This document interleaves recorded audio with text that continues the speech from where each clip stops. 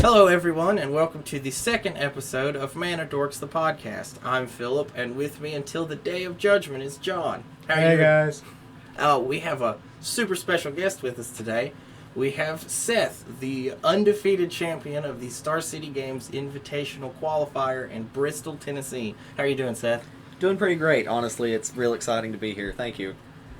I'm glad to have you with us. Yeah, this is... First, congratulations on going undefeated, and how many people were in the... It was a 31-person event, so it was only 5 rounds, so literally it was either go X1 or don't make top. So I was just on the let's not lose plan, and it worked out for me. Well, you played Simic Flash, which is just probably one of the most broken archetypes in Standard right now. It is, but I will also have to say that Golos Field of the Dead was insanely strong, which we'll be talking about that a little later in the podcast, obviously, but that deck made my weekend very difficult, but I did have an 8-card sideboard against it, and it did cause me to be able to win every match I played against it, including the finals match. I do have to give a shout out to Aaron Smith, because he was actually my opponent in the finals, but he was also my opponent in round 3, and we played that match, and it was very grindy in the first match, to the point that I finally did just overwhelm him with counterspells. And then game 2, I just boarded into effectively counterspell the deck and stop you with Ashiok. So at that point where I'm like, Ashiok, Narset, back it up with counterspells, you can't do anything, Golos just kind of cries. And that was kind of the situation there, so he was going to have to play me in the finals, but Aaron's a really cool guy, and since we split the money for top 8, it was pretty easy for us to just be like, look, we both got invites, I don't care about the win, you can have it. And I was like, I do care about the win because I want the Star City point, but he was like, I'm not playing that garbage fire of a match again, you can just have it. Oh, that's fantastic. That's just so good. It's so grindy. You would really think that match comes down to, like, who gets the better start. No, it really comes down to, can I make more wolf tokens than he can make zombie tokens, or can I play more brazen borrowers while keeping enough wolf tokens to block his zombie tokens? Like, that's really what it comes down to, because neither of us play enough elimination to make a huge difference in it, and it comes down to who has the best time counterspell versus do they have the Veil of Summer to rip the Golos on me. So today, we'll talk more about Seth's tournament later, but so today we're going to talk about BNR, which was huge. Absolutely. Then we're going to talk about the state of Standard now and how Seth feels about going into the Invitational, the Star City Games Invitational, and that is on November 14th through the 17th. Round 2, Electric Boogaloo. And then we will be talking about Pioneer, the new format announcement, which I've been asking for years. It looks great. I'm really excited about it. I'm just concerned about the first couple of months for it. But again, we'll get to that later. And then we'll wrap things up by talking about some of the ancillary side products that they have coming out. Like Unsanctioned is the only one that jumps to mind right now? The holiday gift bundle and the game mystery nights. Packs. Yeah, and the mystery packs. Yeah, the convention mystery pack. Yeah, woohoo! Which they have no information given. Nope, just that it says convention mystery pack. Okay, so first we'll do Ban Restricted. It was Monday. Field of the Dead's banned in Standard. Right. Woo! And then we had a Pauper ban, and what was it, John? Arkham's Astrolabe, which is 1 snow mana to enter the battlefield, draw a card, and then you can pay 1 and sack it for a mana of any color. It just taps? It doesn't sack it. It Sack? just filters. And that. Not even an egg, dang. Which, I mean, I don't really... Pauper's not really my thing. Right. It's a significant enough card to have made a huge impact on Modern, though. Like, we can't just disargue the fact that Urza's Outcome is one of the best decks in Modern, that the new addition of Jeskai Ascendancy into that deck has just made it even more ridiculous. And with that said, it's a card that made a 4-of copy in that deck, and I had already seen the insane standings of how basically every Pauper deck just started running Snowlands and 4 Arkham's Astrolabe, because why not? It's Pauper, it's all commons. Yeah, it's not like your mana bases are overly complicated anyway. There's no downside to run snow permanents. Exactly. It's like, there's one card that has snow-covered Landwalk, and it's just like a generic 2/2 for 2 mana in green that nobody really pays attention to, so there's no reason not to run snow permanents, and Astrolabe was just such a huge help to all of those decks. Okay. So I very much see it getting banned for a lot of the same reasons many other cards got banned in Pauper, was just because this common is so good that it warps every deck to play this common. Yeah, I mean, look at what Hogak did to Modern. Oh, yeah, you that had, was crazy. Or what Urza's doing to Modern. Well, I would say what Urza's doing still isn't as bad as... I'm still surprised that wasn't on the BNR list or even mentioned in it. You had Is It Phoenix, blue-red deck, main decking 4 Ley Lines of the Void. Right. Like, to deal with Hogak. So, if something controls a format like that, which Field of the Dead totally controlled the format. You're not wrong. And something I will say about Field of the Dead is that I'm both very excited because obviously I'm not playing Field of the Dead, so it didn't hit my deck. More excited, honestly, that they didn't hit the card I kind of expected them to hit too, which was Once Upon a Time. Right. I think it'll catch the Modern ban before it catches it, but I mean, it's still just worse than Ancient Stirrings. I mean, theoretically, it's worse than Ancient Stirrings because, honestly, in conjunction with Ancient Stirrings, it's ridiculous because then you just have turn 1, I get a free Ancient Stirrings to try to find a Tron land and play an exploration map. Then turn 2, I get to crack exploration map to get another Tron land, and if nothing else, I can Ancient Stirrings on turn 3 to find the last one. Or I saw a really insane play online the other day where someone was like, turn 1, didn't have any Tron piece in opening hand.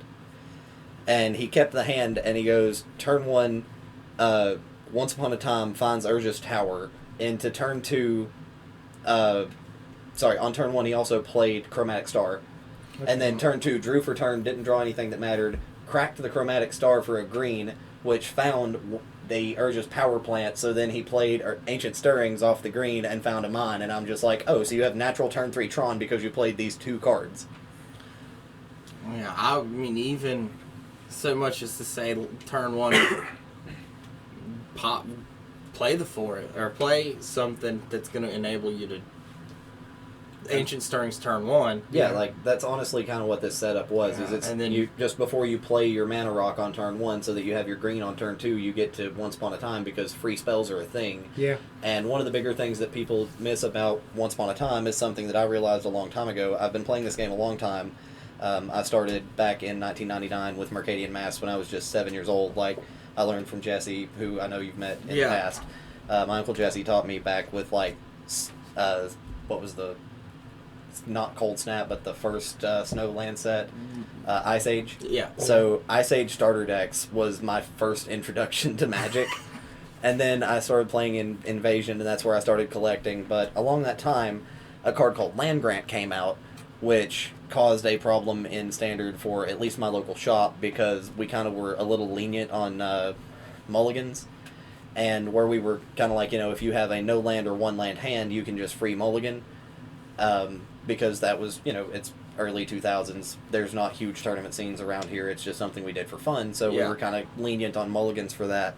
But the problem that card introduced was you already had a few people who was like, well, if I have one land or no land hands, then I can just take free mulligans. So I'm going to cut a couple lands from my deck because I just automatically will have 1 or 2 lands in every opening hand that way.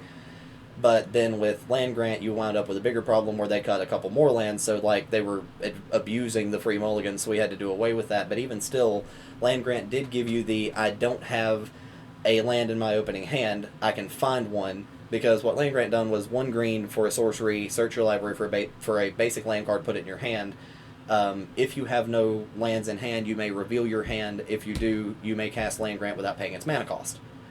So Once Upon a Time kind of does that, but better, because you don't have to reveal your hand and give away knowledge, and you don't have to pay mana into it at all, just like you did Land Grant. So you can kind of effectively, I only run like 22 or 23 lands in my deck, and part of that comes from I can safely do that and not have to worry about it, because where I run 4 Once Upon a Times, I'm going to find my land.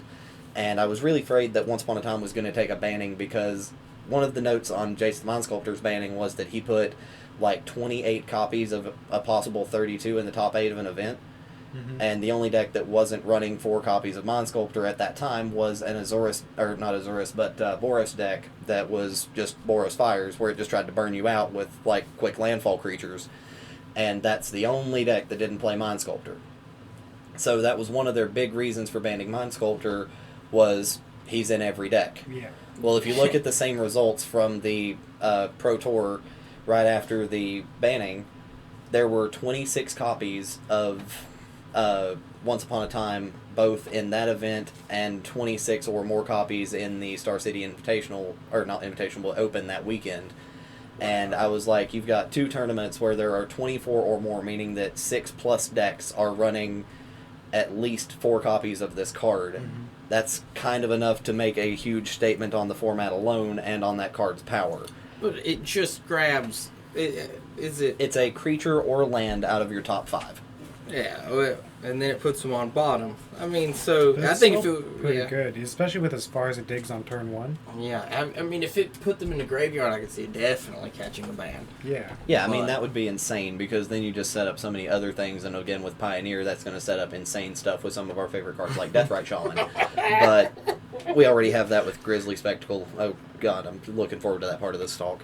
But getting back to the banning on that, I kind of expected Once Upon a Time would get a hit on that, but much like Jace the Mind Sculptor, Field of the Dead caught that ban.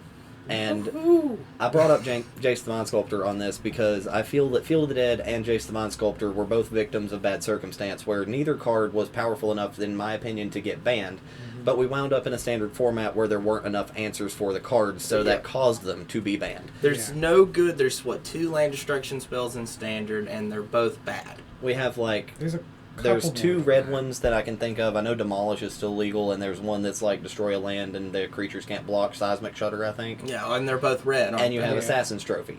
There's also Casualties of War, which is a 6-drop multi-target. But again, we're talking about interaction that's going to be very late in the game that is still stopped by that amazing Veil of Summer. Yeah. Yep. And the red ones will still get around that, but we're still talking about you paying 4 mana and taking an entire turn off to get rid of 1 land that I can search out of my deck, or I can just play Kenrith behind it and go insane. Yeah, and then I mean, and then you run Field of the Dead in combination with Risen Reef in an elemental tribal deck, and I mean, that's it. Risen Reef. Oh, draw a land. Oh, it's a land. Make a 2/2. Yeah. Next turn, play another Risen Reef. 2 cards. Oh, well, again, I brought this up when we were talking just outside of this the other day. We were talking about Field of the Dead and the Golos decks in general, and I mentioned the Golos Fires deck being one of my favorite versions of that because it's really able to utilize it better than most of them, because you play your turn 4 Fires of Invention, or sometimes turn 3 if you run the Growth Spiral in it still.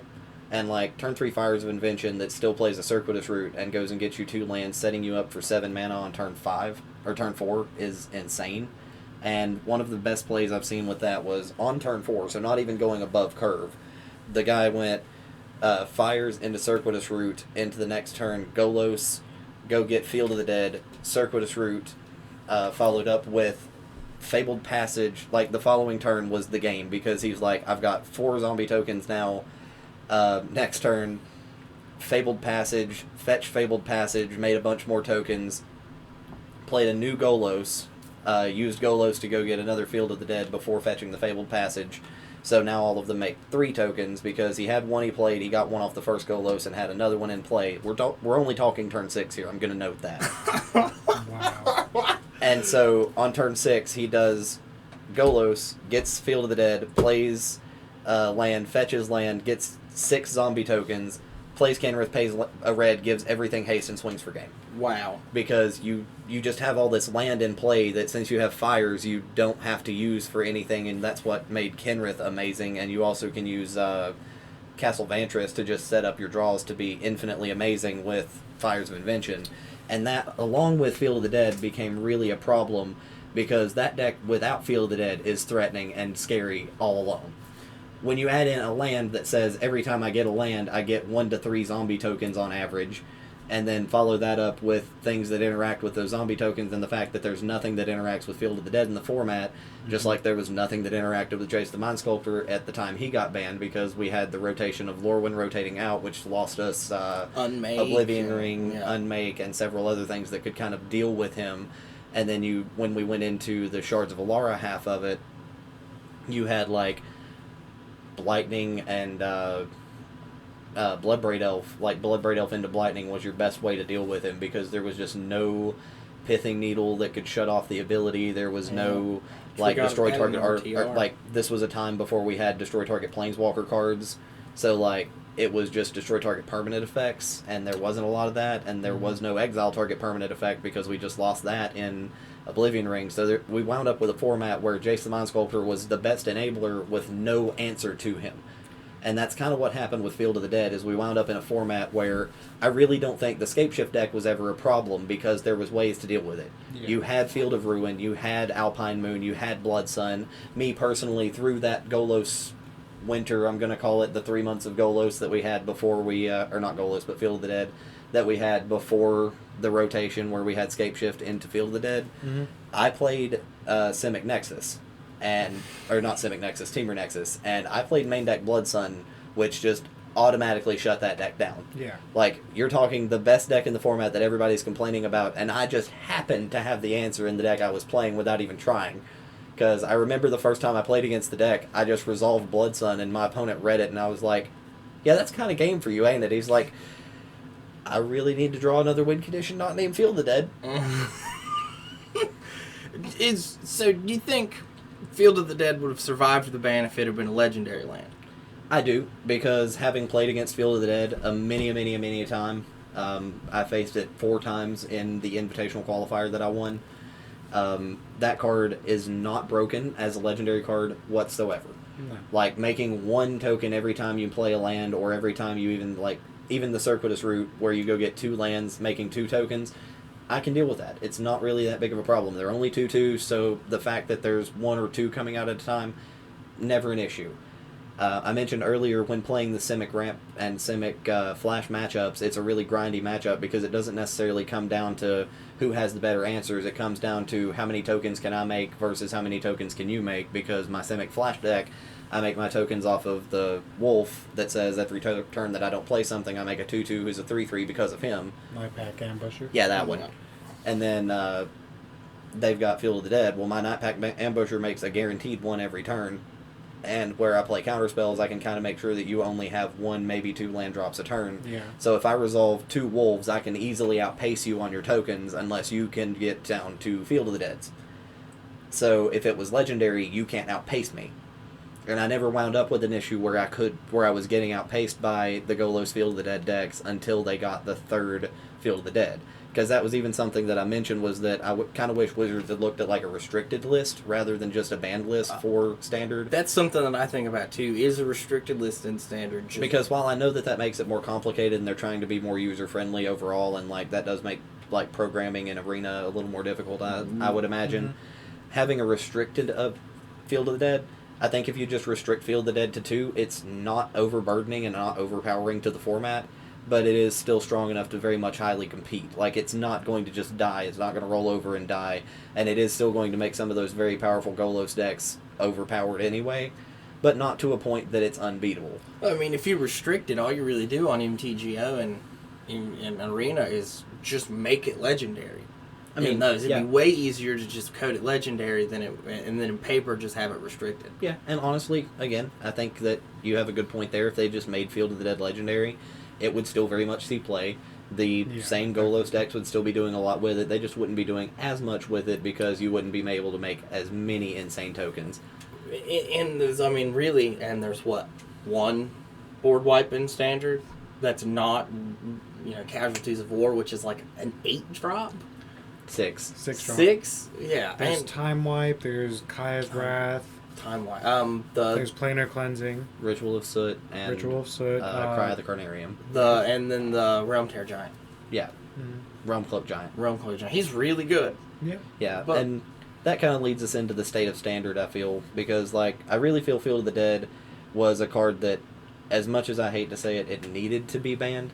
It needed to be banned because either it needed to be banned or they needed to make something like right now that would stop it, because there's just nothing in the format. So with what they had the options of either re-legalize something to just answer it, which would be really, really awkward, or just ban it until a future ban list where after they've maybe printed a few things that can deal with it, maybe it comes off the ban list. So the problem, because the problem with Field of the Dead is they just didn't think ahead. Right. They were like, this card's not broken right now, and then all the answers rotated. And they didn't put any answers in Throne of Eldraine for it. Right. There's no We also have to think, like, give Wizards credit where credit is due. They do have a lot of pros playtest for them now, and pros do kind of make some of the cards now and really work with them on, like, making the cards fair and balanced. And while there are a lot of cards that you have to kind of make fair and balanced, and even cards that they intentionally make bad, so that there are bad cards. Yeah, there has to be bad cards. Yeah, every like card can't be good. Right, you can't just have this open every pack and it's a $10 card. Like as much Magical Christmas Land as people want to live in. We play Destiny. We know that every gun can't be great. Right. Every exotic can't be great. If every exotic's great, then you're always hitting. Right. So you got to have some sort of. There has to be something in a curve. You're either going to get a 1 or a 10. Mm-hmm. It's like rolling the dice. Yeah, I don't have a D6 that's all 6s. That would be great. But we're going to talk about pros making cards and trying not to make cards too overpowered. How is Oko a thing? So this Oko, you cannot look. I don't understand why he's not a 4-drop. You can't and I mean, if Oko were a 4-drop, he would simply be less broken. You're right, and one of the things that I have heard a lot of complaints about is how Oko is really format defining, and especially in Pioneer, he's going to be format defining, and I don't disagree with any of those statements. I sent you guys a screenshot of that tweet where the lady was like, everything is an elk. I can't wait to play my favorite cards in Pioneer. Elk the Promise End, Deathrite Elk the Ceaseless Hunger, Deathrite Elk, Jace Elk's Prodigy. It's Elk Viren's Prodigy. Yeah, it's just Thoughtseize. I mean, he does really cancel out a lot of great things, and something that I even have made note of in Standard is I do main deck 1 copy of Oko in my Simic Flash deck because it's just such great value. Like, the value is amazing off of him. Like, he comes in, he's got 4 counters on him as a 3-mana Planeswalker, which is already great because one of the things about Planeswalkers people often miscalculate is that a Planeswalker that comes in with counters that does present a threat to the table is also life you effectively gain. Anytime that your opponent takes a turn off attacking your Planeswalker, I'm usually happy about it because I can either defend the Planeswalker, and that means the Planeswalker is winning me the game, so you're more focused on the Planeswalker than what I'm actually doing with my creatures or with whatever. Oh, and Oko survives Questing Beast. He survives Questing Beast hits, and he really does just end mono-red matches. I legitimately played my first match of the Invitational was against Cavalcade Red, and I won the dice roll, and on turn 3, I played Oko, and I remember a point in the match where the person sitting next to him finished his match, looked over to my game, finished their game. This was still game 1, but they look over to our game, and he looks at my opponent, and he's like, "You playing Cavalcade Red today?" And he's like, "Yep." And that's an Oko. Yep. With 17 counters on it. Because you don't rip him. You never ultimate And Oko. he just looks at him bad. and he's like, "I'm sorry." And he's like, "Yeah, at this particular moment in the game, I have 3 food tokens that are already creatures and 2 non-creature food tokens. I'm at 8 life, and he's out of cards. I'm not even remotely scared." And he doesn't get Cavalcade triggers anymore because I'd much rather deal with the 3/3 Elk than any of the 1/1 enablers. Yeah, like Fervent Champions, make that a 3/3 Elk. Yeah, Fervent Elk. Most of those you can just make your own food token and Elk, and they can't really push through it. Yeah, that's the other thing too. Even if you're not running Goose in your deck, no. But if your turn 1 is Goose, my turn 2 is a Oko, and then I'm making my Goose into a Elk, and then that's gonna stop you. Or you just make the food, and then the next turn you have an endless chain of food for your Gilded Goose, depending on if you need the mana or if you need creatures. Like, he's just got a lot of versatility, and something people often overlook on him too is that he does change it to he changes artifacts into creatures. So, like, my deck doesn't have a lot of way to deal with, like, Lucky Clover, for example. Yeah, now it's an Elk. Lucky Clover is definitely something that I've played against, and it's definitely a problem. And it's a 2-drop uncommon. It is. It's really good. All of our mutual friends, Justin Reel, he also played in the same event and also made top 8, so I was very proud of him on that. Me and him actually play tested and worked on his Teamer Adventures deck before we went up there. I think they just called it Teamer Midrange, but it was Teamer Adventures. I think it was Teamer Midrange. But it's, if you look at the deck list, it's very much just Teamer Adventures, and it's like Beanstalk Giant, the Bone Crusher Giant, Brazen Borrower, Edgewall Innkeeper, Flaxen Intruder, Lucky Clover. Like, it's just so much value because every card you play is effectively 2 cards. And Lucky Clover makes them 3 cards. And Lucky Clover makes copies. Yes. It doesn't. It's on the cast. Yeah. Which is why it's a problem for my deck, because I can't counter the copy and the spell. I can usually counter one, but I can't start double countering until like turn 5 or 6. So if you're Pioneer, you can counter for 4 and counter everything. Oh, you're going to make 9 copies of that with Clover? Overload Counterflux. Yeah. What up? Where you at on that? Right.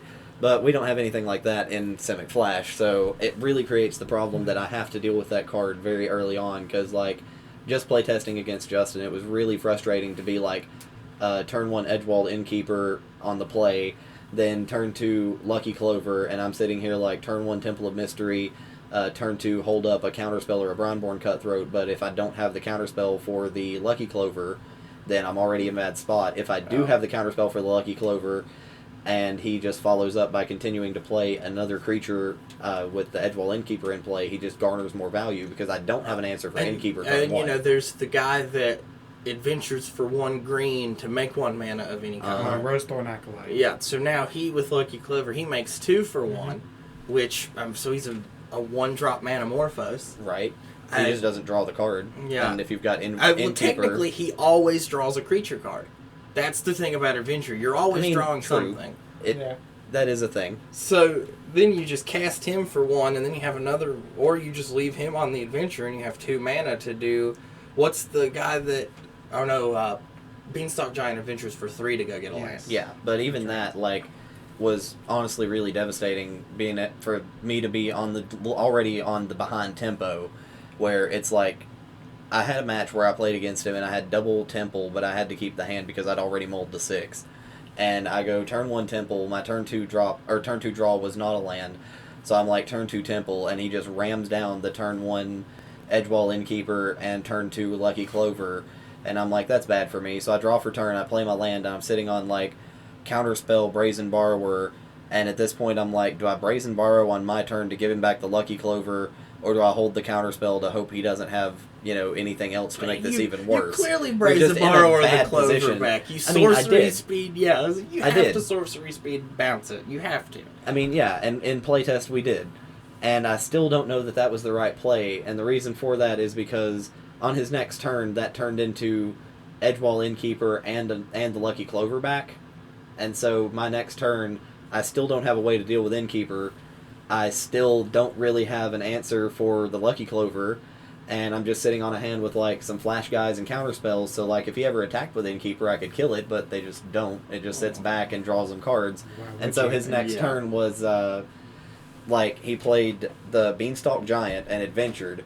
So he got 2 Beanstalk triggers to go get 2 lands, and of course I countered 1 to try to slow the tempo. Yeah, but it's still you're still getting a land through 1 counter spell. He still got an untapped land, and that still turned into a Flaccid Intruder that drew him 2 cards, and at this point he's now played I've played a counter spell for him to still get the original spell he played. Yeah. And he played a 1/2 to go with his already existing 1/1s to draw 2 more cards. And I'm just sitting here like, oh man, this is rough. And Lucky Clover's a May effect, right? I'm not sure. I actually haven't looked at it. We can look that up real quick. Yeah. But Lucky Clover is one of those cards that definitely has taken me by surprise and really put me in a bad spot in a lot of games. And it's something that terrified me in several of those matches. I'm honestly really glad I didn't play Justin through the event, because while it's not an unwinnable matchup, it was definitely unfavorable for Simic Flash. So you may choose new targets for it, but it is not a May effect. So you do copy it regardless. Yeah, so even if you Murderous Rider, you're going to lose 4 life. Unless there's only 1 legal target. Or if you target the same thing, the second one just fizzles. Oh, yeah, that's true. Yeah. Counter this. Oh, and then they still Veil of Summer. Fun fact, while at 2-time invitational or IQ winner and double invitational player, I'm also a level 1 judge, as you guys know, so I catch some of those little things like that. Yeah, I've been working on it. I was going to do the stuff this year to be a judge, but then I found out they want $100 for that, and I just ain't about that life. Right, but it's definitely helped me a lot of times, especially that specific scenario where having the double cast or where doing something that seems unfavorable causes a spell my opponent plays to get countered. I remember a play that I made in the Invitational actually where my opponent tried to Brazen Borrower my Nightpack Ambusher, and rather than having him do that, I returned it to my hand so that he didn't get the brazen borrower off of it, because that just kept him off the flyer, and I was able to kill him with flyers on the backswing. If the adventure fizzles, if the adventure fizzles, they don't get to play it as a creature because the spell is countered by state-based actions. It doesn't resolve, so it goes to the graveyard instead. Mm-hmm. And so that's one of those examples of where that's really having a great rules knowledge is helpful, and something that if you aren't fluent in the knowledge of the rules, I'm not saying go become a judge, but definitely study up on some of the interactions of the cards, because some weird interactions happen, and some of them are great. I remember Standard when Farseek first came out. Oh, yeah. And people were like, I'm going to go Farseek a Shockland and pay 2 life to have it come in untapped. No, you can get the Shockland, but I was it's going to like, come no. in tapped. It was just a whole big thing at the shop where everybody was like, no, I could pay 2 life. It says, and I was like, no, sir. Restrictions overpower rules. Which you thankfully... pay 2 mana for Amulet. Right. Yeah. And, thankfully, one thing I can say is that Wizards has implemented that into Arena. So, if you play something like Golos that goes and gets a land and puts it into play tapped, it gives you the option to pay the life. But then if you pay the life, it still comes in tapped. That's funny. So it does funny. knock... one of my knocks on Arena is that where it doesn't let you forget your triggers, it does kind of implore bad playing habits, because I've won several games and lost several games because I missed a trigger or my opponent missed a trigger. But on that same note, you can't do that in Arena because your triggers are not missed. So to a point, it encourages you to be less of a good player because you don't have to remember your own triggers, but it doesn't just totally play the game for you. If you make bad choices, well, shame on you. Bad choices are bad. If you don't read what Farseek does and try to untap your Shockland, that's not Arena's fault. They're teaching you a lesson. I bet you learn next time that you're not going to pay 2 life for that Shockland. I mean, fact. So, kind of back on topic a little bit, do you think Standard will be better without Field of the Dead? Overall, I think Standard will be a better format without Field of the Dead, at least for the coming months. I wouldn't be completely unsurprised to see some answers for Field of the Dead come out in future sets and them unban Field of the Dead eventually. Well, like they did with Ferocidon. It's not banned in Pioneer. Right, and we definitely will probably see Escape Shift Field of the Dead deck in Pioneer. I don't know. It was powerful in Standard. I don't know why we wouldn't see it in. Right. I mean, Valakut's always been a deck in Modern, so I don't see why Field of the Dead wouldn't be in Pioneer. With the state of Standard, though, I know we kind of got sidetracked ranting about the insanity of Oko, but I hate him so much. He's very overpowered, and one of my favorite things that I want to do in Pioneer is going to be play turn 2 Heart of Quran, turn 3 play Oko, make a food token, rip the token off of Oko to animate Heart of Quran, and just start swinging for 4 every turn while either making another 3/3 or making a food token every turn. After turn 3, I don't have to play spells on my turn ever again. What set is Chainveil from? It's from Dominaria. It's actually M14, which is still in the format for Pioneer. So then you just Chainveil and play Oko, and then use Oko to make the food token, and then animate the food token. Yeah, I mean, you can get really dumb, and there's definitely going to be a Chainveil deck in Pioneer as well. I mean, but look at the Chainveil There's also Oath of the Fairy, which does the same thing as Chainveil without an activation cost. Yeah, but Chainveil... you can multi-trigger Chainveil. That's how the Teferi Commander deck wins. Yeah. Right. It just bounces, it untaps everything. It untaps Chainveil and Mana Vault, is it? Or Mana Crypt? Yeah. One of the mana rocks that makes 4 mana. And then a blue land, and then you just tap it all again and re-trigger Teferi, and then dig through. But the crazy part about Chainveil is every time you trigger it, it's a timestamp. Mm-hmm. So whenever you draw into your Ugin or your Nicol Bolas, I guess it's just Ugin because it's mono blue. You can activate them for each time you've activated Chainveil. So then you just drop Ugin and just be like, I've already activated Chainveil 4 times this turn, so ping, rip. Yeah. But that's nasty. Finishing up on the Standard state before we move on into the Pioneer thing, I really like Standard overall in this current format. I think it's going to be a very healthy Standard. I've definitely seen a lot more diversity in lists on Arena just in the week that I've been playing since the announcement. Obviously there's still that person every so often who's still playing the Field of the Dead deck because the ban doesn't go into effect on Arena until the 24th. And so they're just trying to play it while they still can to either grind out some free ranks, or if you're people like me and you're just not in those mythic ranks where you're in I'm Platinum 3 or Platinum 4 right now, just kind of grinding through things. Yeah. And I use it more for like play testing and learning my deck than learning matchups. Then that's honestly my favorite part about Arena.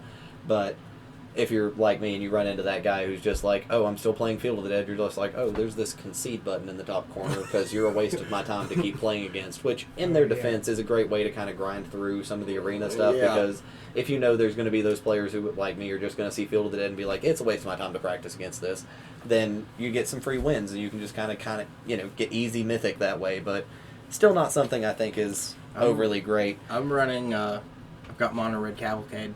Mono Red Cavalcade's a very solid deck, and I think it definitely benefits from the banning of the Field of the Dead because I'm not going to say that deck couldn't beat Field of the Dead. Oh, it smashes Field of the Dead. If you can, if you curve right, it smashes Field of the Dead. If you curve right, and they're not playing the Field of the Dead that ran Oko, because 3/4 of Golos decks ran main deck Oko. Yeah. Most of any deck that was running blue-green in the top 8 of the Invitational qualifier you played were running Okos. I mean, you're right. And that's, again, because he's just a very powerful card. And it wouldn't surprise me if he catches a ban in the future. I think he'll catch the ban when War rotates out. Probably. When most of your Planeswalker hate rotates, I think he'll catch it. Yeah, that sounds about accurate. I mean, you'll still have Murderous Rider to deal with it, which is really nice because they're in the same set, so you'll never wind up with a situation where there's just no answer for him. Murderous Ridering Oko just feels bad. You're not wrong, because they still got at least a food token out of it, and they gain 3 life for you to lose 2 life to take your turn off to kill their Planeswalker. Or, even funnier, which is my favorite one, and I talk about this every time, they just turn their Goose, or their Grazer, into a 3/3. Swing for 3. You're going to take 3 because it's turn 2. Mm-hmm. And then on your turn 3, you kill Oko, lose 2, got a 3/3. And you're still taking another 3. So you've just effectively paid 8 life and 3 mana and a turn to deal with 1 Planeswalker. Yeah. It's just Oko is oppressive. Hopefully, the next set's Theros? Yeah, Return to Theros. They spoiled the box art for that today. There were some, really good enchantment-based removals in that set. There was, because there was really good enchantments, which is something I'm excited to see, and also something that concerns me. I really hope they bring Bestow back.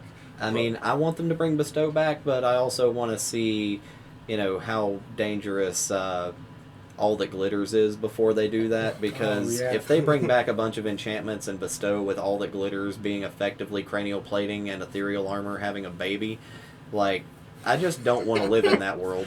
No. That sounds like a nightmare.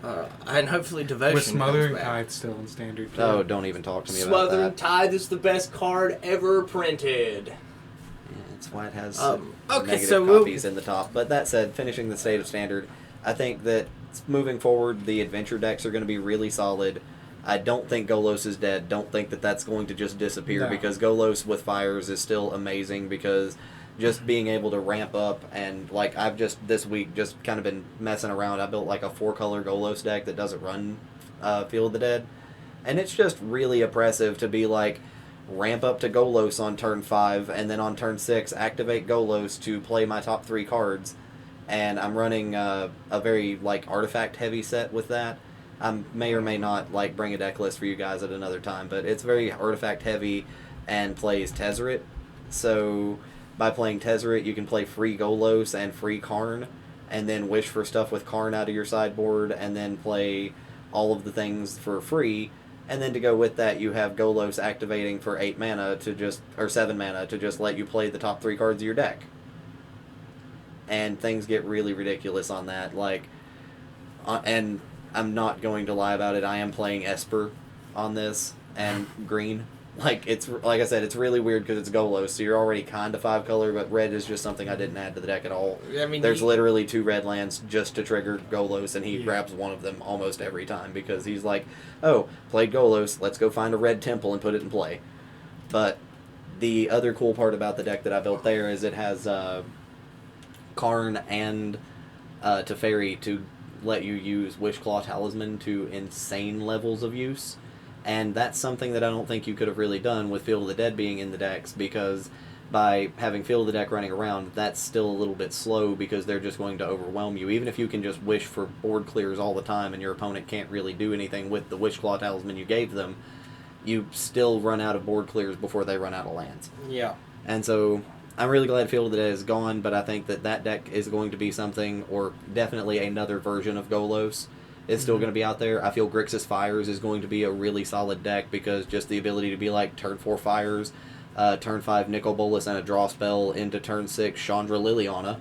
Because, let's just play all of the Planeswalkers. Do you think there's a Sarkhan in there to just animate all of them? Yeah, there's actually Sarkhan and Kenrith in the deck, because then you can Sarkhan and Kenrith on turn 5 if you're really lucky. I saw a match. All the Dragon's Haste. I very much built this deck on Arena as well, and I've played a game where I was like, turn 3 Narset, find the Fires, turn 4 Fires into Kasmina, into turn 5 Kenrith and Sarkhan, activate Sarkhan to make all of my Planeswalkers creatures, activate Kenrith to give everything haste, and swing for game. Like, it's really scary to see that, and again, that's a deck that I think could really do something coming out is like either Golos Fires, 5-color Fires, or Grixis Fires. Fires of Invention is another one of those oppressive cards that could catch a fan eventually.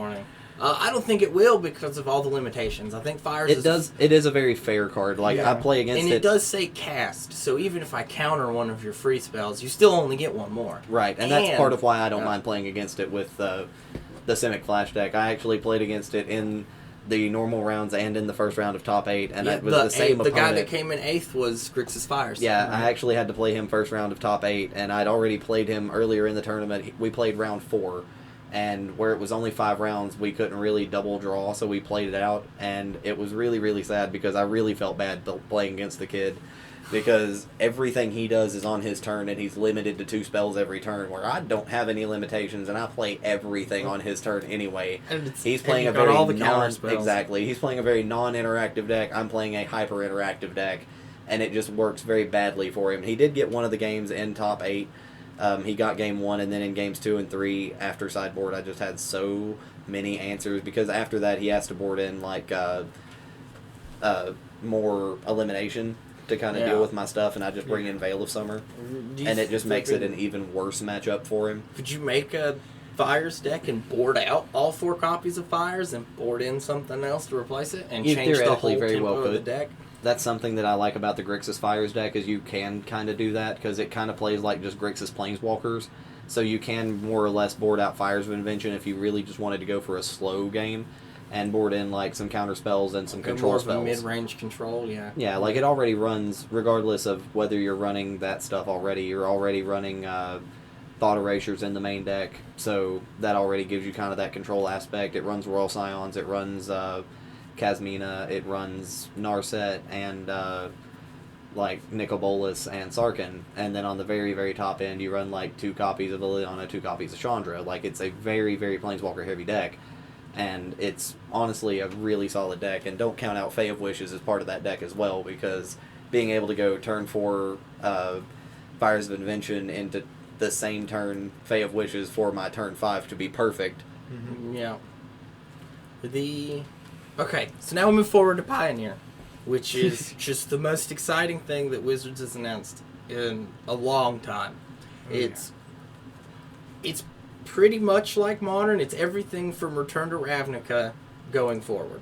Right. With the exception of we don't get fetches, which I'm honestly very happy about. I didn't want to see another fetch shock or fetch duel format where we take 15 minutes every game shuffling. Yeah, which is fine. Wizard hates fetch lands. They've hated fetch lands for a long time.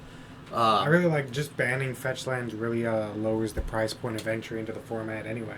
Yeah, that too. And I mean, I checked. And it lets them kind of... Scalding Tarn this morning was like $60. Yeah, and like, even if they had just announced that those were going to be legal in Pioneer, those would still be the only fetches legal in Pioneer, and those would have automatically taken another $10 increase on the spot. Yeah. And so just automatically by banning those right out the gate, you keep that from raising both the entry point of Pioneer and of Modern, and you cut off some of the degenerate things that you have in Modern, such as Delve being super oppressive because you have the ability to Logic Knot for ridiculous amounts because all of your lands are just another card in the graveyard. Yeah. Yep. And you lose out on some of the interactions with like Deathrite Shaman, who, don't get me wrong, is still ridiculously good. I mean, 1-mana Planeswalkers are amazing. You know, I mean, that's pretty much, I would say, well, he's a turn 2 Planeswalker, because you can't really use him on turn 1. But I mean, not necessarily untrue, but he still presents the same threat, was kind of what I was going at there. Like, he's a 1-mana card that really can just be your game win condition. And like, you really can just play him and a bunch of counter spells and kill spells, and as long as you can protect Deathrite Shaman, he'll get you to the house. And worst case scenario, Fabled Passage is still standard. Yeah, I mean, it's still Pioneer legal. Yeah. So you could just... There are still some So is Command Tower. Oh, John has this dream of animating a command tower and winning with a 12/12 command tower in standard.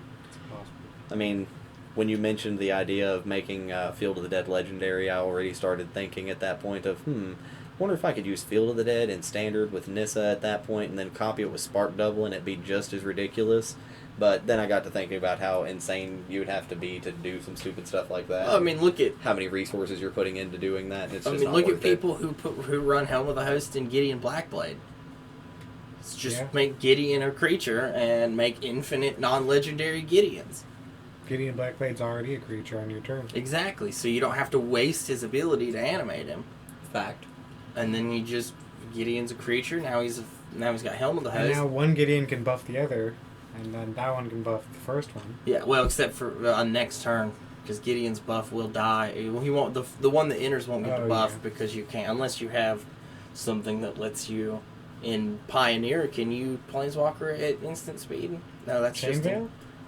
It lets you activate multiple times, but not at instant speed. Yeah, I think the only thing that lets you do it instant speed is that Teferi emblem, and that's Commander only. Yeah, which that is something else I'm glad about Pioneer is that they did introduce the format and explain very straight up, these are the sets that are legal. No, none of the ancillary products are legal, so like we don't have Modern Horizons in there or like some of the dual deck reprints. Why couldn't they have gone back one more block and given us Innistrad? He's Innistrad. Oh, because then you introduce the most powerful block. You're not wrong. Like it's so good, and I know Soul Bond. It's probably seriously has everything to do with Soul Bond and Soul Bond interaction on. Well, because I guarantee Pioneer hits Arena, and how are they, then they have to code the Soul Bond.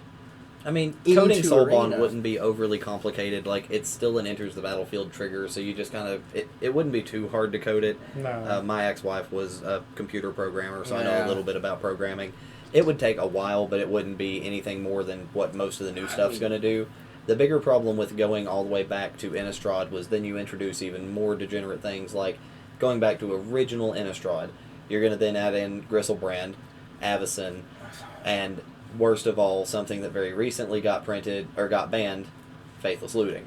Yeah. I already am on the plan of, hey, do you know how amazing Arclight Phoenix is going to be in Pioneer when you have Treasure Cruise?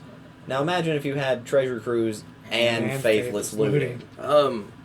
Let's just not consider that world for a minute, because that's a world that not even Modern got. And then you think about the other things that are in there that are just, Liliana, Sorin Lord of Innistrad, who is... Lily of the Veil with Liliana Last Hope at the same point on that. Lord of Innistrad kills Planeswalkers, and then we're like, hey, that's a nice Oko you have there. Now it's mine, and I'm going to make all my little vampires 5/3 Elks. Honestly, they made a really great choice on where to introduce the format, because from Return to Ravnica up, I mentioned earlier, MTGstocks.com has introduced a list that's the top 100 most expensive cards in the format, as well as the cards that took the most significant increases in value just because of the format announcement. And that list, honestly, the most expensive thing on the list is like Oko at like $60 right now, or $50, something like that. 50, variable on it was 56 website this morning on TCG Player. Right, so variable on website, like I was saying there, but still really expensive, really overpowered overall. And honestly, I can't wait to see what crazy things he's going to do both in Standard and in Pioneer. But I think Oko even sees Modern play. Right, come time for that. I agree, but on that same note, if you stretch that back another set to Innistrad, now you're looking at having $100 introductory cards of like Cavern of Souls and Liliana of the Veil. But your Spirits deck is still going to then have like Drogskull Captain, Knights of Saint Reaver, Geist of Saint Traft, who's incredibly overpowered. Yeah, like you just wind up with so many more cards that already add to already broken decks in the format and make things really, really strong. Like just then you get to rebuild Petals to the Metal and attach Staticaster to a Nightshade Peddler and kill somebody's entire table of Field of the Dead tokens. They should just went back to Core 13 so we could get back Worldfire in a format. Unexpected Omnifire. I mean, you guys play Commander for a reason. That's what that's for. Yeah. Doing degenerate, stupid things like that is a Commander thing. Worldfire is also Commander ban. You're right, and it's that way for a reason. Why? Worldfire is bad. Because Worldfire plus, like, I don't know, Thragtusk is just auto-win. Or... Oh, yeah, because Thragtusk leaves a 3/3. Yeah. And then everybody has no permanents and 1 life. Or if I have any creature that says when it dies, each opponent loses 1 life and I gain a life, Worldfire resolves, that trigger goes on the stack, Worldfire everybody doesn't loses. trigger death because it's exile. Leaves the battlefield then. Yeah. What is the... Okay, we'll put this into a real easy one then for you. I have, is it Araya, the new black, when a thing comes in? That's when she or another black comes in, deal 1 damage to each opponent, you gain a life. Then I'll just have Revelark in play. Yeah. Before I Worldfire, Revelark leaves play, I get back Araya, and any other black creature everybody loses 2, I gain 2 GG. Because it exiles your graveyard too. Does Worldfire? Yeah, Worldfire exiles your hand, graveyard, battlefield, and reduces everybody's life to 1. The only thing it doesn't hit is the stack, so then all you really do is, like... give it flash and have, like, Yeah, exactly. Each player loses 1 life. Yeah. I could see that. But, again, this is things that we're totally off topic on that, so... Getting back to Pioneer, there was also a list from Channel Fireball. Channel Fireball, why is that complicated to say tonight? Put out a list of like the top 12 best archetypes to build around, and I don't argue with a lot of them. They were all really solid deck lists, like Burn, Mono Blue Devotion was on the list because just Thassa is a 3 mana 5/5 plus the Jin being a 3 mana however many islands X4 is just really solid. And plus being able to make them every turn. Yeah, she gives you great advantage by being able to scry. You still have Curious Obsession. You can still use Thassa to make your creatures unblockable, so your Curious Obsession is just that much better because now you don't have to run creatures that are unblockable to make sure you trigger that. And like this deck just looks really solid. There was also like an Abzan mid-range deck they mentioned. Is it Phoenix was still on the list because again Phoenix is just going to be ridiculous with the aforementioned Treasure Cruise. Oh, yeah. Something I didn't see on their list that really surprised me was I definitely would not be surprised. All of the core components for Elf Ball and Modern Elves is in this set of sets, basically. Because you still have, like, Deathrite Shaman, Dwynen's Elite, Elvish Clan Caller, Collected Company. Is an elf, isn't he? Mm-hmm. Yep. Collected Company, Shaman of the Pack, Court of Calling. All of these are things that are in the Modern Elves list. The only thing you really miss is Elvish Archdruid, which Archdruid can be compensated with other spells or just by using, different ways of winning besides make a bajillion mana into Craterhoof. Which is also not in the format. Again, also not in the format. Another thing that's I'm not upset about. We do have things like it, but no Craterhoof. Right. Yeah, but we do have Shadows of Innistrad and a lot of powerful cards that are modern legal that are very strong. Like we still have Thing in the Ice, which is part of the reason that Phoenix is still going to be that level of good. Yeah. We've still got like Hardened Scales is going to be a deck, I would imagine. See, look at all the good removal we miss out on without Innistrad. We still have Fatal Push. Like we just miss out on like Path and Tragic Slip, which honestly Fatal Push is better than Tragic Slip. Tragic Slip kills Avacyn. Okay, let me reiterate that statement then. Fatal Push is better than Tragic Slip in every format that isn't Commander. Tragic Slip's great in everything. Fact. Tragic Slip's amazing. Yeah.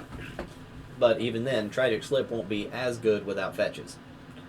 Like, that's something else that people aren't necessarily accounting for. Yes, you're still going to have Fatal Push being in the format, but that Revolt is going to be a little harder to trigger without fetches in the format. Oh, yeah. You'll still have Fabled Passage, but Fabled Passage means that that's a turn 4 trigger or a turn 2 trigger where that's the only thing you're doing on turn 2, which I'm generally okay with.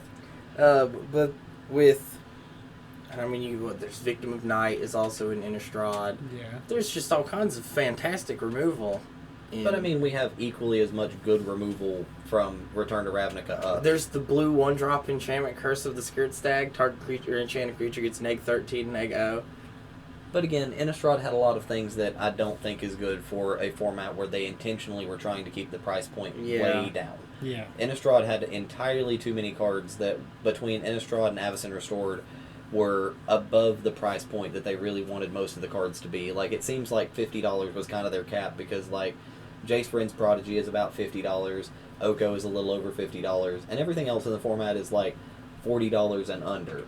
Yeah, and then you have that guy that went through and bought every single copy of Smuggler's Copter that Rafflecopter is obviously going to be great until it gets banned, and that brings me to my biggest concern about the format, is that for the first couple of months of it, they aren't going to be doing regulated bannings where, like, it's a rotation of ban time, so they'll be, like, addressing bannings as things become huge problems. Mm-hmm. They're going to be very lenient towards it and make sure that it's a legitimate problem before they start ban hammering things. But we still wind up in a situation where there are so many great standard decks right now that could easily be turned into better decks in that format, which is something that people are already doing with, like, Scapeshift and the Field of the Dead and some of the various Golos decks or Spirits and stuff like that. But you also consider that you've also got great decks from the past, like heroic decks that were amazingly powerful very early in the game with Theros block. You had the Return to Ravnica Red-Black Riot deck that was really strong and really good on the hand. We do get Heroes Downfall and Pioneer. We do get Heroes Downfall. We do get all of the great heroic stuff. We do get, like, one of my favorite cards from Theros, honestly, was the Centaur that let you play your land off the top. Courser of Crufix. Mm-hmm. And Prophet of Crufix. Prophet of Crufix is dumb. Prophet of Crufix in a format where there's not such ridiculous levels of power could really see some play in this format. Like, I could see some very complicated, very solid combos with that being a thing. But you've also got to consider that we have Burn is always going to be there, and all of the good burn spells. There's obviously a good enough mono red burn right now in Standard to be good. It's not going to be hard to adapt that to a red-white list like we see on the aforementioned Channel Fireball list, where they're like, red-white, we have Boros Charm, and Boros Reckoner Infinite Life Gain is back. Yeah, we definitely have that possibility again. I'm more concerned, honestly, about the Emery Ascendancy decks, because basically that's the paradoxical Urza deck that's been ruling Modern as of late. And they didn't ban taking out outcome. Right, and just taking out Urza to use more Emery combos, which I mentioned earlier is a 3-turn win. If you pull off everything exactly the way you need it to and have some kind of a bounce spell that gets rid of whatever they have, you can just be like, turn 1 Mox Amber into turn 2 Emery, tap Mox Amber to play a cantrip, turn 3 play Jeskai Ascendancy, play another Mox Amber. You have infinite blue mana. By tapping Emery to target the Mox Amber that's in the graveyard, you recast it, that triggers your Jeskai Ascendancy to untap Emery. You loop that infinitely to make infinite mana because the Mox Ambers kill each other as they come into play. Because they're legendary. Because they're legendary, so you just make an infinite loop of that, which also infinitely boosts your Emery to be infinite size. The other way you can do that is to play turn 2. I definitely noticed in the list that's on Channel Fireball, it has the drawbridge, crashing drawbridge, which makes everything haste. So you can even be like turn 1 Mox into turn 2 crashing drawbridge into turn 3 Emery, tap crashing drawbridge, give Emery haste, do the Mox thing again to make all that infinite, and then if you just can't get through with one creature, then you can play like you're literally cycling your deck as much as you want to, so there's nothing in your deck you're not going to find, and you just keep cycling until you find Psymaster Thopterist. And you play Psy with your infinite blue mana, and then just make infinite tokens that get infinitely bigger as you cast infinite copies of Mox Amber. And then you tap Crashing Drawbridge to give them haste and swing for the win on turn 3. And this is something that you have 2 different routes to do. You can either do it the Crashing Drawbridge way with a bunch of tokens, or you can just set it off with just Emery, the Ascendancy, and 2 copies of Mox Amber, and just make an infinitely big Emery and swing face. And that's a deck that honestly terrifies me to death, as well as the one that's already a modern deck that all of the key components are in Pioneer, and that's the Copycat deck where you use Saheeli Rai and Felidar Guardian to just make infinite tokens, kind of like the Splinter Twin combo did. And while Splinter Twin was too powerful for Modern and Saheeli Cat seems to be right about the right level for Modern, I'm afraid of what a modern format without some of the modern answers is going to be able to do with Saheeli Cat. Well, I mean, you still have Heroes Downfall. Illness in the Ranks will be in there. That's true. Some Assassin's Trophy. Yeah, Assassin's Like, there was Trophy. still answers, and that's one of the cool things about the Saheeli Cat combo is that there are answers. But the deck recently made a resurgency in Modern because we lost a lot of answers. Not because we lost anything in Modern, but because we gained Teferi Time Raveler. So being able to just play Teferi Time Raveler on turn 3 and now you can't interact with my Saheeli Guardian combo kinda sets things off, and if you have to waste your kill spells killing Teferi instead of Saheeli, then that just makes my combo even better. Yep. Plus you also wind up with the fun ability of just like, you can not infinitely, because of mana issues, but you can make, like, every turn you can draw a free card with Felidar Guardian just by playing it, blinking Teferi, use Teferi, bounce it back to your hand to help you find the Saheeli. You should add some white and go Bant Flash and throw in a Teferi Time Raveler, like sideboard in Teferis, and it stops the adventure decks. It shuts down because it shuts down Lucky Clover. The Lucky Clover triggers can't cast because they don't cast the sorcery speed. But it doesn't cast a copy. The copies are put onto the stack, so he doesn't do anything to that. Sure now, says, I did consider... copy or cast? I think it says cast a copy. No, it says whenever you cast... Yeah, copy it. Yeah, copy it and put it onto the stack. You may choose new copies for the new targets for the copy. But that definitely is something I'm glad you mentioned back. We're going to pop back to Standard in just a second on that. In my Simic Flash, I'm absolutely terrified of Teferi. Teferi is one of those cards that I've been terrified of, or Teferified. You can't even turn him into an elk. Like, he scares me into a realm that I can't even define because I have so few ways to interact with him, and my best way to get rid of him is to, like, play Brazen Borrower on my turn to hope to counter him, which is really just the feel-bads all around. Yeah. Which is why my main deck consists of having 2 copies of Quench so that I have the turn 2 counter, as well as 2 copies of Mystical Dispute, because Mystical Dispute is my way of, I only have 1 mana, you got to go first, so you went turn 1 land Goose, and I just go turn 1 land, you go turn 2 land Teferi. I'm not just dead in the water, because if I have a Mystic Dispute, I can still fight that. And that's something that I'm glad is a thing in the format, because I think that Mystical Dispute is going to be a very powerful card in both Standard and Pioneer, and I think that that's something that we'll see a lot more main deck play the more blue commands the format. And with Oko putting as much pressure on the format to be blue as he is, both in Standard and Pioneer, I feel Mystical Dispute is going to see a lot more main deck play. With Khans of Tarkir being in Pioneer, you get...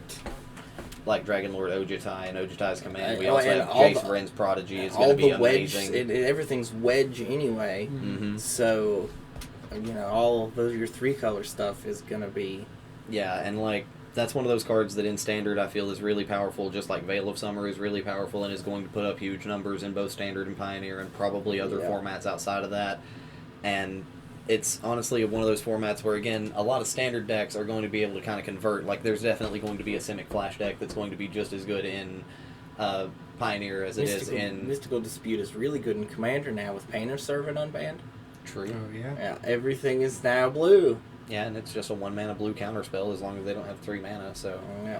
The biggest thing about it is that it being 1 mana when you only really have 1 mana, being able to stop the one card that just completely shuts your deck down is just a saving grace sometimes. And honestly, it being able to do that and being able to just counter Okos on turn is really, really powerful, regardless of which format you're playing. And the first initial impression I'm going to have of Pioneer is going to be a lot of people either trying to come up with crazy combos from cards people have forgotten about because they haven't played with them in a while. The obvious cards that were just ridiculously overpowerful whenever they were in Standard, like Aetherworks Marvel. Which got banned. I mean, it's not banned in No, but Pioneer, I mean, it got banned banned in Standard, just like the Saheeli Cat combo, just like Rogue Refiner, and several other great cards throughout history. Yeah, like, these are all cards that we're going to see in this format, but a lot of people are just going to initially shift their Standard decks into a Pioneer deck, so I wouldn't be surprised to see, like, people using better mana-based versions of, like, Golgari and Selesnya Adventures, which are both very powerful Standard decks right now, that I feel are probably your best matchups for Simic Flash, because that deck can put a lot of pressure on you no matter which one it is. I'm more afraid of the green-white one than the black-green one. because it just puts up so many more tokens than I can deal with. And but when you take that into Pioneer, you wind up with not only being able to do that, but also having things that interact with more tokens, and you gain Convoke from the previous sets. And you just wind up in situations. Yeah, you've got Populate on some things. You've definitely got Tristani. Mm-hmm. But just the idea of being able to be like, turn 1 Edgewall Innkeeper or Mana Dork into turn 2 Lucky Clover and play Lovestruck Beast to make 2 1/1 tokens is really strong in Standard and will be very strong in other formats. And then being able to make that many tokens very easily, or be able to make tokens in general, because there's going to be a tokens deck. Let's be honest. There's always a tokens deck of some kind. That's what RTR Selesnya was token decks. Right, and we also have Voice of Resurgence back, so we're going to have some things where interacting with your opponent still gives you some negative influence. So I wouldn't be surprised to see a really solid Selesnya deck, specifically with the Selesnya Adventure package in it. Yeah, because that could be really strong in both formats, and something that would be an easy adaptation to go from Format A to Format B without having to spend a ridiculous amount of money. With Tristani Selesnya's Herald, the first one, she is just too good. There's no point where that card is bad. And if you're making 2/2s and you're playing Lucky Clovers and you're adventuring and making 2 2/2s, you're going to gain 4 life off of that. And then whenever you get to the point where you have the mana, Tristani's just going to populate everything you have. I'm honestly super excited for Pioneer to see some of the crazy combos that people have just forgotten about, or things that people just talked about in their bedrooms with their friends about, wouldn't it be crazy to do this in Modern? Yeah, but this card's in Modern, so that just kind of kills it. Because now we're in a situation where, you don't have to worry about Path to Exile. It's not there. You don't have to worry about some of the crazy stuff from, Modern Horizons, like Urza. It's not there. You do have to worry about some of the crazy things that were Standard Legal that got banned. Mm-hmm. And now you have to figure out if, because they were banned in Standard, are they going to get banned in Modern? Because, Deathrite Shaman brings up one of those interesting points where there are going to be decks that can really abuse it, for sure. There's going to be some kind of a dredge type deck that just goes, turn 1 Stitcher Supplier, or even just turn 1 Deathrite Shaman into turn 2 Grizzly Spectacle, or Satyr Wayfinder. Grizzly Salvage. Spectacle's the 4-drop kill spell where they mill equal to that creature's power. Yeah. Okay, so Grizzly Salvage then, where you look at the top 5, choose a creature or land from among them and put it in your hand, put the rest in graveyard. And, just doing that is going to set up some pretty crazy stuff. And it's going to be really good, but you miss out on the biggest thing that got it banned in Modern and Legacy, which was the ability to go turn 1 fetch land, fetch, get him, then turn 2, turn the fetch land into a mana to play something that's a 3-drop on turn 2, and then turn 3 you can put another land back in the graveyard to keep that going with your fetch lands, and he's just late game either drain 2 or gain 2 every turn. And you lose out on that mana efficiency use of him in the early game, which makes him more of a later game card, which is something that I feel could either be his downfall or could be the reason he gets banned again. Because you wind up with that 1 mana card that's just super powerful late game, we've had that a couple of times. But with Fetch's ban, we don't have to really... I don't think he'll get... Because he wasn't banned in Standard. When he was out in Standard... He wasn't banned in Standard, and he wasn't banned in Modern or Legacy for a long time. But he still dies to Shock. He does still die to Shock. He still dies to Fatal Push and most of the good elimination in the format. So I don't think he's necessarily going to get axed right away, but it's going to definitely depend on how much he warps the format himself. And let's not forget the fact that he is both an elf, so he's going to fall into elf decks, and he's also green, which makes him fall into Oko decks. They also have printed answers to him since he did get banned, like Atomic Distinguished Advocate. Was a card they printed specifically to answer Deathrite Shaman before he got banned. And he's going to be in this format. Didn't they just reprint Grafdigger's Cage? Yeah, Grafdigger's Cage is back. So Grafdigger's Cage is in the set too. Yeah. So. Which I also got probably the greatest lock against an opponent the other day. You mentioned Grafdigger's Cage, so I'm going to take a moment to tangent for a second here. I played a game in Arena where I run a Grafdigger's Cage in the sideboard of that Golos deck that has the artifacts I was talking about. So my opponent goes turn 4 Experimental Frenzy, and my turn 5 is draw, play my land for turn, play Karn, wish for Grafdigger's Cage, play Grafdigger's Cage. You can't cast spells from libraries now. And my opponent just instantly conceded. It was the greatest feeling ever. That's because he either has to take his whole next turn just sacking his thing, or he just can't do anything because he can't play spells because of his enchantment, and he can't play spells off of his enchantment because of my Grafdigger's Cage. Wow. But getting back to Pioneer now, that's definitely something that I look forward to seeing is what cards were Modern too powerful versus what in Modern made them too powerful, because we have a much more limited base of what we can really play with. We still got a huge card pool, don't get me wrong. Absolutely. And it's but it doesn't have some of the more degenerate things that people combo off with in Modern and Legacy. Which, Storm isn't in this at all. Right. What's the... There's no... Phyrexian mana. Yeah, none of the packs. There's no Phyrex.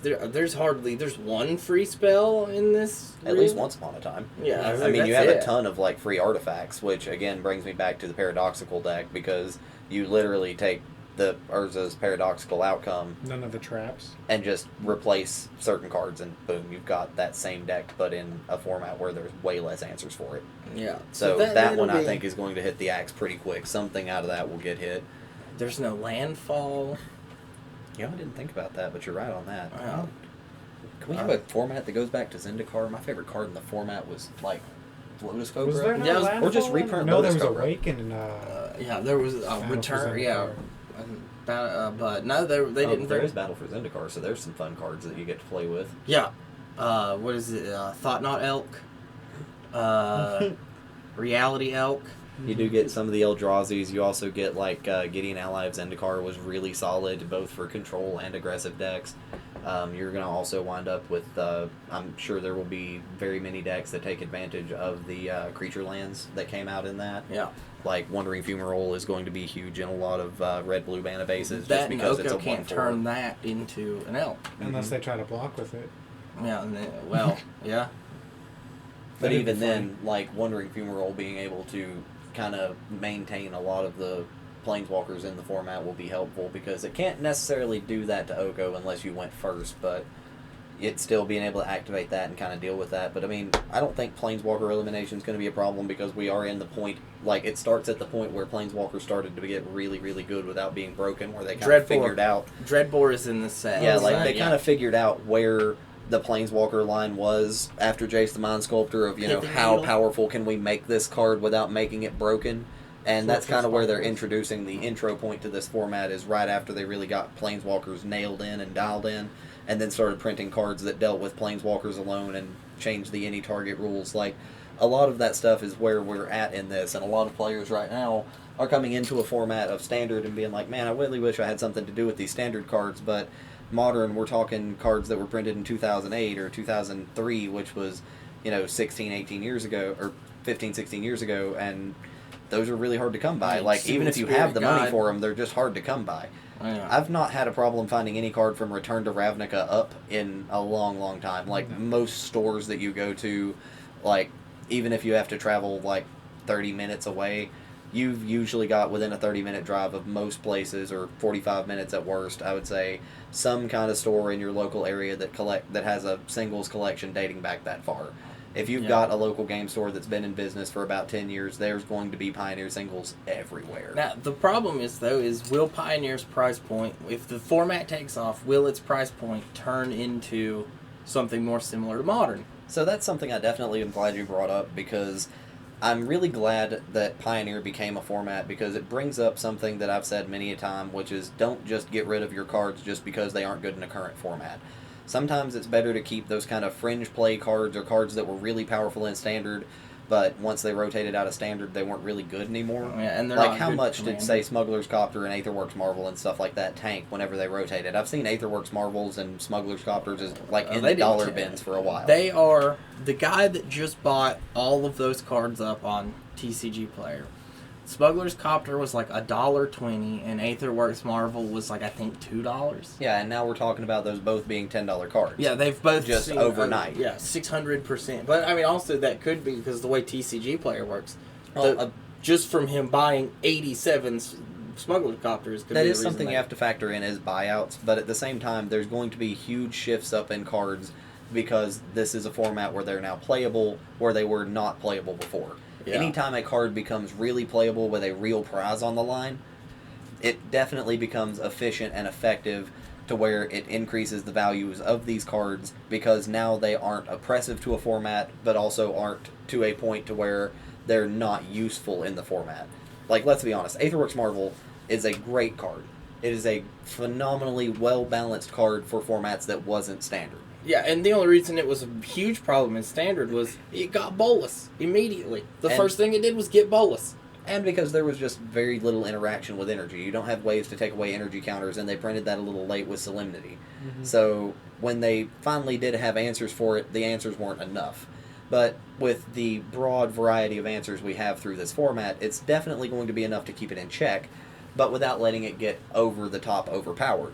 So I really feel like some of those cards that were just over-the-top overpowered in Standard will be very average or very good, but not so oppressive that they get banned, which is honestly the magic point you want to be at.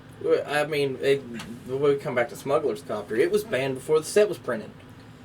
I mean, it wasn't that quick, but it was pretty close. It's like, hey, here's I played Smuggler's Copters for 3 weeks, and it got banned 3 weeks later. Yeah, it was just banned. Like, Mardu Vehicles was an incredible deck, and that one just was insane. But on the topic of Smuggler's Copter, I'm going to note a card that hasn't hit the buyouts yet that, honestly, I won't be surprised if it takes a huge increase, too.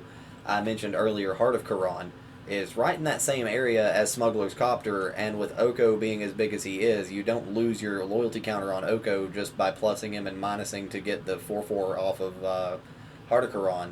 So by playing Heart on turn 2, Oko on turn 3, use Oko to make a food, minus a counter off of him to attack for 4, and then your next turn you just zero him to attack for 7, you wind up in a point where on turn 3, I have my win condition on the table, and I can just play on your turn for the rest of this game.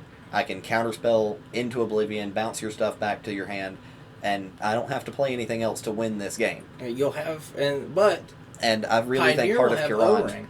right? But I really think Heart of Quran is going to be on not necessarily the same level as Smuggler's Copter, because Smuggler's Copter just enables too many great things. Yeah. But it will definitely see a lot of play, and right now, I checked this last night. Heart of Quran's are $2.24 on TCG Player is the market price. So wow. I really think that that's a card that's going to go up, and if you are a speculator, definitely think about picking that one up, because there are too many good Planeswalkers in the format for it not to go up. Because even control decks, like take Esper Control, a lot of them are probably still going to focus on like the Teferi decks that of old, where you just win by infinitely tucking your Teferi and you're running your opponent out of resources. And Nexus is in this format too. So, but imagine a format where you don't have to do that, because you just plus and minus with the Heart of Quran and just beat them to death in 5 turns. Yeah. I don't know about you, but I'm kind of an impatient player. Not so much that I can't sit there forever and do things, but I much prefer to win with an actual win condition than sit there and make you draw all of your cards in your deck while I just infinitely loop Teferi. I think John was telling me that he was playing Commander against somebody, and he went infinite, and the dude made him play through his entire infinite combo to make sure that he didn't whiff. Right, and like that's one of the things that comes up with Teferi is it's one of those infinite combos that is infinite. You can demonstrate it as infinite, but you can't declare it an infinite combo because of the rules of Magic stating that if an infinite combo deals with a hidden zone, the hidden zone is not public knowledge. So even if you know that it's a Teferi in the deck, that's technically hidden knowledge, so players aren't supposed to know that, so you can't declare it an infinite combo. Well, I think Arena kind of changes that. Because if I was playing God Eternal, I had Mono Blue Mill with God Eternal Kefnet, who should never have been printed.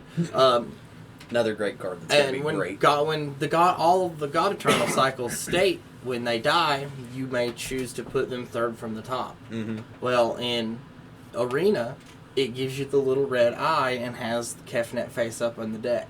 True.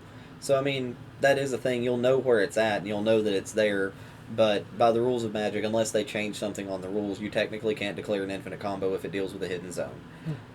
Like, it'd have to be able to infinitely demonstrate the combo from non-hidden zones for it to be declared an infinite combo where you're just like, I'm going to do this 1,000 times. Yeah. Or, where you tell your opponent, you can't do anything, and I'm just going to tuck Teferi forever. Like, you can't really just say that. You do have to play through the motions if they really want to grind it out. And that's really frustrating. Even if you are winning, it's one of the things that just feels bad. So I would much rather have the chance of, like, especially if it's one of those things where they're making you play it out because eventually they can just sit on enough, like, burn spells where they, every turn have held up for the last, 5 turns of it where you have to just start tucking to fairy because you can't do anything else. They've just held up, 2 lands and 5 burn spells to burn you out of the game. These are things that can potentially happen. I mean, it's not going to happen most of the time, but even on that same note, all they have to do is burn to fairy out of the game, and you still lose that. Yep. So... Then you drop a Jace Wielder of Mysteries that just win anyway. Sometimes I... Because Laboratory Maniac didn't make the cut because it's an Innistrad. Yeah. But that said, I definitely think that it's going to be a great format with a lot of fun stuff in Pioneer. And we're going to see some crazy degenerate combos. We're going to see some crazy decks, and it's going to lead to some ban lists. But I'm interested to see where that ban list draws, and more interested to see, what crazy things people come up with forgotten cards. Because I'm sure, just like there was, the Sanguine Bond and... Exquisite Blood? Yeah, Exquisite Blood, where you just infinitely, if I gained a life or you lost a life, the game was over and I infinitely sucked life out of you. Yeah. I'm sure there's going to be something on that kind of level that's going to be legitimately powerful enough that it just infinite loops through... That reminds me. Aetherios is in this set. He's already a $30 card. They're like 35, I think, or 40. He's awesome and definitely going to make an impact on the format as well. I'm really looking forward to seeing what the tournament scene looks like for this, and I've been trying to read up on what I think is going to be really powerful in the format versus what I think was just really powerful in Standard. Well, I mean, in theory, the format doesn't differ too much from Standard. I mean, it doesn't differ too much from a Standard from the perspective that most of the cards that were legal in that Standard are legal, and most of the power levels of the sets since Return to Ravnica have been pretty balanced. Yeah. That said, you definitely have a much larger card pool, which automatically means that with you... take, for example, some of the Standard decks that you had to play certain cards just because the better version of it rotated, but it still kept the deck legal. Then all of those times where a better card rotated, so long as it didn't rotate before Innistrad, or before Return to Ravnica, rather, and I mean, then you just have better options. Wizards obviously looked at what they did before they did this announcement. Oh, yeah. Because they stopped at RTR. If they would have went back to Innistrad, the power level would have just been incredible. I mean, there was definitely some talks about other formats before Pioneer. There was definitely the Frontier format for a while, which was based around Khans of Tarkir block being kind of the starting point. Yeah. And it still had fetches. It was still going to be starting from Khans of Tarkir forward, but it still developed into, degenerate combos decks with crazy infinite things happening and people being able to do way more than they should have because it didn't have a regulated ban list because it was an idea that was brought up by not necessarily Wizards of the Coast.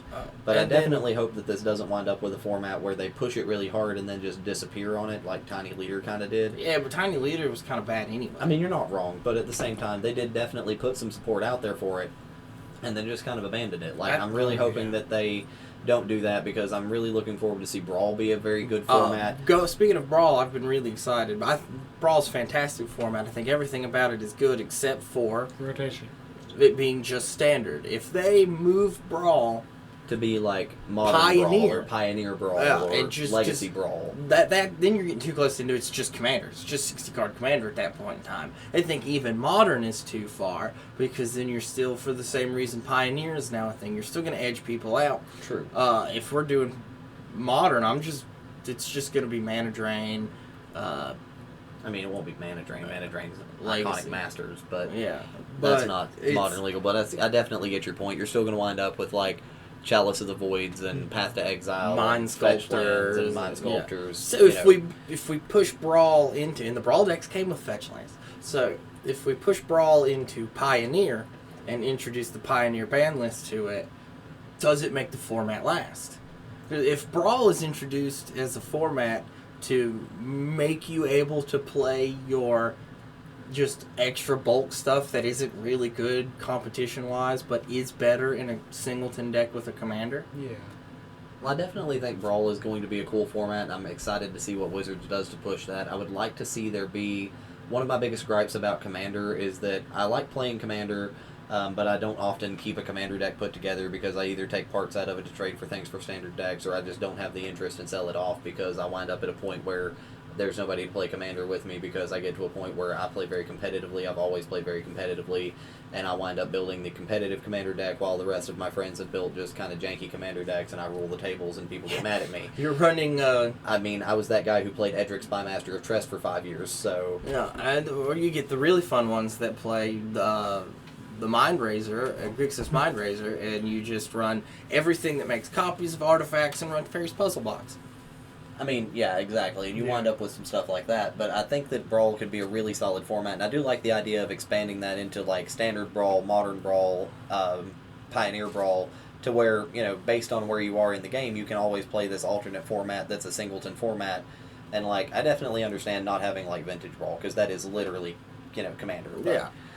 you wind up... Well, still... It's Commander with 60 cards. Yeah, But my biggest gripe, like I said, with Commander is that they make Commander, they produce all this Commander product, but then they don't really have, like, a competitive Commander scene because it's kind of a, like, non-competitive format. They have some stuff where you can go play at, like, the Star City Opens and play the big Commander leagues and stuff like that. And they have at the Vegas... Yeah, the GP. Star City Vegas GP or... They had the Command Zone, which was just like a you know... Yeah, that's it was, been a regular thing for a while. It is just like... And it's full of people now. Commander is getting somewhere. The problem is Commander has never been... A tournament format. It's never been pushed, and that's because games can take an hour. You're right. No problem. Yeah. Commander is a multiplayer format. When you add more players, you add more time. But Brawl is single player and can be multiplayer. Brawl is designed to be right? multiplayer. It can, okay. Yeah. But you could play it single player as well, because we're talking about 60 card decks, not 100 cards decks, where if you make it single player versus multiplayer, I don't think it's going to damage it too bad, so you could kind of make a tournament scene. Or maybe by having a tournament scene for Brawl, they could really make a tournament scene for Commander would be exciting too. To where you have both, like, the fun Commander you play with your friends, and then this list of certain decks where you have a much more adaptive ban list, because the ban list changes like, you know, standard ban lists and legacy ban lists do now, where based on the tournament outcomes, certain cards get banned.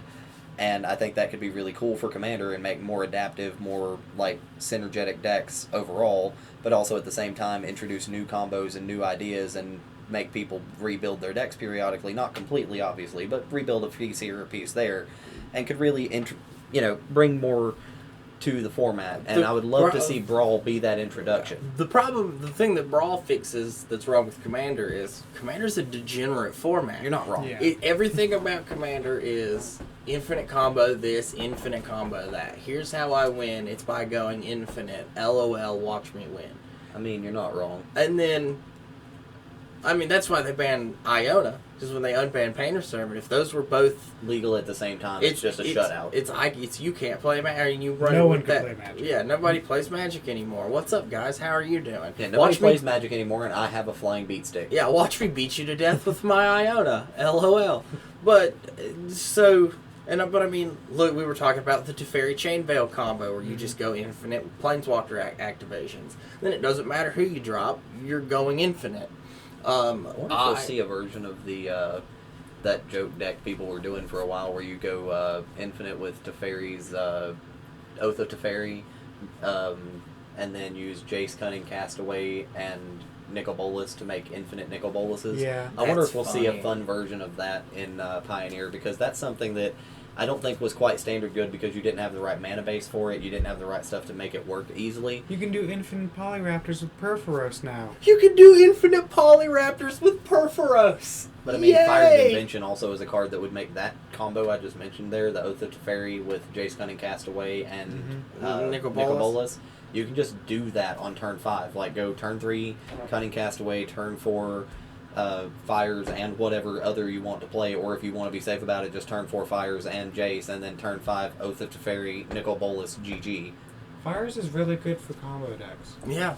Yeah, it is. Fires That's is why good it for only has... That's why there's the two card spell limitation. 2 card limit. Because, I mean, like, even for infinite Polyraptors, you could just Fires into ramp spells until you have enough... Until you get 7 or... 7, yeah. Yeah, 7 lands to drop the Polyraptor. Yeah, and then you just Polyraptor and win. That's my favorite. Marauding Raptor, Polyraptor. I don't know how they missed that interaction. I don't know. I don't understand how they missed that interaction. I don't think they cared because there was no way to win with it. In standard, but I mean when it rolls into, because fling's instant speed. But I definitely Fling wasn't in standard at that point. I like Pioneer a lot. I think it's going to be a very exciting format. There's going to be a lot that really pushes that format, and it's going to push the price of cards, which, in my opinion, is definitely another reason that people should not necessarily sell off everything. Definitely, I agree with selling off some of your stuff whenever it rotates. I don't disagree with that so that you can build new stuff. But if you are in a position where you don't have to get rid of your stuff, like, I'm not even going too over the top here, like, you've met Jesse, my Uncle Jesse. He just doesn't sell his stuff. Like, right now, he doesn't even know about Pioneer yet, and I'm sure when I tell him, hey, all of your stuff from Return to Ravnica has went up in significant spikes like it did with Modern whenever it introduced and you sold, 25 Shocklands and bought a gun. I mean, that was a thing that we did back with Star City Open. Your cousin, his daughter, and we were just talking about, like, just the sheer amount of Modern staples that he has laying around. Just because he doesn't sell his cards. Like, he works at a plant, and that's what he's done most of his life, and so he's not making what we consider to be amazing money or anything like that. I mean, it's good money, don't get me wrong. But he has 30 cryptic But we're not talking like $40, $50 an hour amazing, or even to that matter, like $25 an hour amazing. We're talking about less than $20 an hour, and that's been what he's made at that job that he's kept for the last 10 years. Now, it's gotten up to a good amount now, but, he introduced into that job at like $12.50 an hour, and he just, between him and his wife working and him just playing on the weekends and doing it kind of a casual thing, he never had to sell off his cards. He played competitive for a while. He is one of the better players around here. We all know that to be a fact. Yes, we do. And he's definitely someone that's fun to play with as long as you can tolerate him to a point. But that said, he is definitely someone who's got all these cards laying around just because he never sold his collection, and he's not in a situation right now where he's really playing Magic. And even if that's the case, why would you sell your stuff off when it's at potentially its lowest cost, when there's a chance of stuff? I'd much rather hang on to a $2 card now that could be a $10 card 5 years from now. Yeah, he tried to dump all the Stoneforge Mystics, but nobody wanted to buy them. I remember telling you. He has 6 play sets of them. Yeah, I was like, Stoneforge Mystics are $70 right now. Yeah, I mean, it's definitely one of those things where there's been several things like that that's happened. Like, as I said, when Modern first came out, he just dumped a bunch of extra Shocklands he picked up for $3 to $5 a piece after the rotation of Ravnica for his quote-unquote fun decks that he just had in his bag. And then Shocklands never went down again. I think the lowest they've ever gotten since then is $10. Yeah, for the most part. Like, Hallowed Fountains are only like $6 now, but that's just because they've been reprinted 3 times. Yeah, there's Hallowed Fountain come in the pre-con Brawl decks. Yeah, and like that's something I'm really glad about too, is the Brawl decks were something that I was really happy to see that they weren't restricting the value too badly on. Like, you could definitely buy a $30 Brawl deck and get way more than $30 out of it. Yeah. And that was something that made me happy about that, because you don't wind up with staples that just didn't do anything. Like that was one of my biggest... Smothering Time. Like, I know it's Arcane Signet by itself is still like a $30 card. No, like 10. Oh, did it drop? Yeah. Oh. Yeah. Command Towers are 3 off just on their own. And they're very much worth the value is my point on that, whereas a lot of other pre-constructed really products didn't necessarily have that value, but they kind of been able to like level that value list with the Commander products.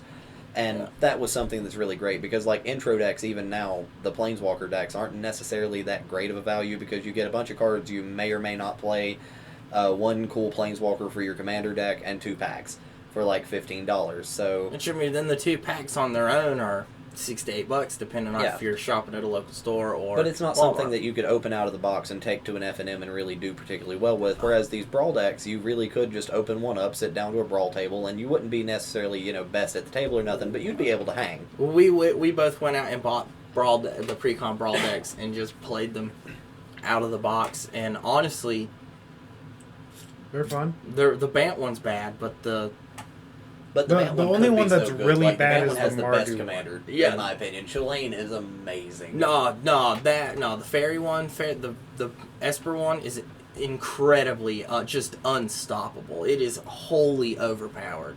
As soon as your commander hits the table. And this definitely comes into where you guys have the better expertise on that. Like, I'm probably the better one to talk to for standard type stuff and like constructed formats, because where I play so competitively and I watch all the competitive stuff, I don't do as much with like Brawl and Commander, and you guys really fill in the gap on that, because I you guys can talk circles around me on Brawl and Commander. So we're running a little long, which Right. is fine. We had a lot to cover. Not to mention the fact that we're about to wrap it up with the ancillary products, which is we're gonna segue into the just other stuff that Wizards has announced is coming out. We have first we go to the Throne of Eldraine Bundle Gift Edition, which for some reason is $90. Well, and it comes with, for this you get a unique foil alternate art promo card, which they've always put in all the holiday gift boxes. I just hope it's something good this time and not like the previous boxes where it's just some random uncommon from the set that nobody really played. Because that was the Dragmangler that they did. The Dragmangler was okay. So it comes with one collector booster, which is great. Yeah, one special oversized spin down life counter, which will probably have the Throne of Eldraine symbol on it. 10 Throne of Eldraine draft booster packs. So right there, we are already looking at, we average out the price of those. If you buy it like Walmart, they're usually like they're $4.18 pack. after tax. Yeah, if you buy them at like your local game store, usually a lot of game stores have 3 for $10 or 3 for $12, something like that.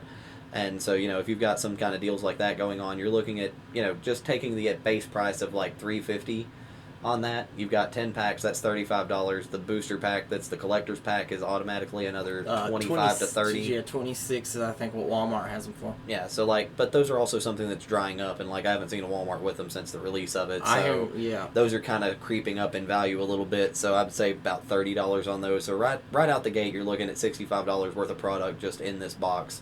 And then you also get 20 regular basic lands and 20 foil basic lands. Which foil basic lands, most stores have honestly that I've been to will buy common basic lands for just like $0.25 a piece. So even if you've got those, even if you never want to play them, I'm sure you'll still be able to find a store that'll buy them for 10 cents, 15 cents a piece, and that's another at 24 of them, couple $5, $6. Yeah, so, I mean the money's in it, and it also really depends on what the foil is and the oversized promo. And with there being packs in general, I mean, you can get, with that collector booster, you could pull one card out of that and be set. Not to mention the fact that with the announcement of Pioneer, a lot of the stuff from Throne of Eldraine just took a massive spike. Like, Okos went from being like $35 to $60, and Questing Beasts went from like $18 to $20 up to $35. And those being in those boosters will definitely make the value of that set, namely Throne of Eldraine, and of that gift box really, really solid. And then if you pull one of those in the collector's pack, it's just pure gas value. And that comes out on November 15th. Which, that'll be really cool. I'll be in Roanoke at that time playing at the Invitational. The other main one that we know there's the mystery pack, but with so little information, there's just really... I do have my theories on the mystery pack. It's gonna be, I think they'll sell them in stores. They'll be different than the convention packs, but they'll sell them in stores, and I think they will basically be 15 to 20 card packs of Pioneer legal cards. I mean, that would definitely be cool and would make sense as to why they held off that announcement as opposed to, announcing it, saying what it is, and then having the Pioneer format come later. That would be a great explanation as to why we know so little about it, is because they intended to be kind of a Pioneer support product. But the fact that it says convention on the one that we've seen in the preview of it definitely leads me to believe that maybe they're also putting out some promotional things that can only be obtained at convention, which I've seen in other decks or other games before. I used to play HeroClix very competitively. The last year that I played HeroClix, I made 6th at Nationals that year, and me and Jesse played that religiously for a long, long time. And eventually I moved to Tennessee, and I just kind of got out of it and didn't play anymore, so I sold off all my stuff and don't play HeroClix anymore. But it had convention exclusives to where if you went to a convention, it didn't have to be a necessarily huge convention. You could go to some local conventions even, and there would be these $25 and $30 figures that were promotional figures you could only get from the convention. And then for the bigger ones, there would be these $100 figures that if you went to a major event, you could get one of those out of the major event winnings, or you could go to any convention and just buy them for $10 a piece, even though they were $100 cards / figures. You could buy them for one a person at $10 a piece at a convention, or they were the prize for specific events. Yeah. I would like to see something like that, where if they're going to make it a convention exclusive thing, to where you can only get these at convention exclusives, but they have like, innate values of like, take for example the packs that we get for F&Ms right now come with like a arena booster pack and 3 cards. Say they do something like that where it's just a 4-card pack and like one of them is just like an arena code, you still have these 3 cards, and if at least one of those cards is like an automatic $50 value, then it's very much worth wanting to get those at these conventions, and makes going to conventions a lot more fun and a lot more interesting in some way that if you play in, just say they have events at conventions where just for entering you get one of these packs, and if you, place high in a convention you can get more of these packs, like say top 8, it's like 8 to first, 7 to second, all the way down till 8th gets 1 additional pack, and you get 1 for entering, then these packs are definitely going to command a high value because they will be convention exclusive at that point. But it would make going to convention something that players could more afford, because a lot of the drawback of going to a convention is not having the money to go. So if you have this product that I know I'm going to get by going, that I know I can instantly turn around and make some money back off of, and then even if that pack just covers like the gas money to go to the convention, the gas money and hotel fees are the 2 biggest parts. So if I only have to pay one of those, and my promotional product that I pick up at this convention is going to pay for the other half of it, then now the people who don't necessarily have the money to go out and play all these big events or go to a lot of conventions can now kind of go to a convention counting on those cards being there to definitely, on the side I can sell them and instantly gain some money to go back home on if I need to. Or it would be a really cool pickup to have from a thing like that. And I mean, we've seen like Grand Prix promos and Pro Tour promos and Judge promos to where there were very exclusive ways to get these promos that, some of them commanded like $50, $60, $100 values, whereas others command like a $10 to $15 value, which isn't so bad.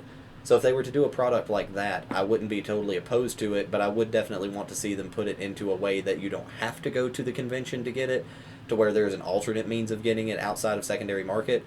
But it's one of those things that now all we can do is speculate on, and I really want to see what they do with that. But I do like your idea that it could be something to do with Pioneer, and that would explain a lot of why they held off on announcing anything about it. So we'll move on to the last thing here, Magic Game Nights 2019. So I'm also very excited about that. I've heard you talk a lot about it, but I really don't know much about it. So it is $35. Okay. It is 5 pre-constructed 60-card monocolored decks.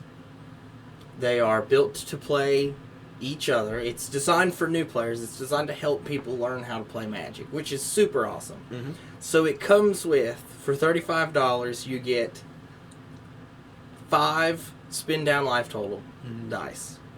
You get 5 life counter platforms, and what those are is they're just little cardboard shapes and cutouts.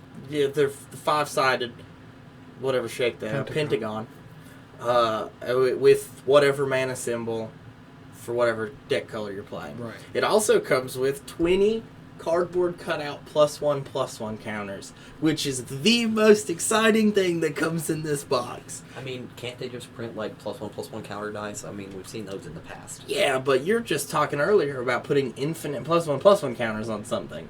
So now you could just dump a handful of +1/+1 counters on something. It comes with 15 double-faced tokens, which I guess... I like double-faced tokens. I think that was a cool concept in the start, and the utilization of something we didn't have in the first place. The red-black commander deck, mm-hmm. It has a bunch of 2/2 black zombie double-faced tokens, and they're all zombies. Both sides.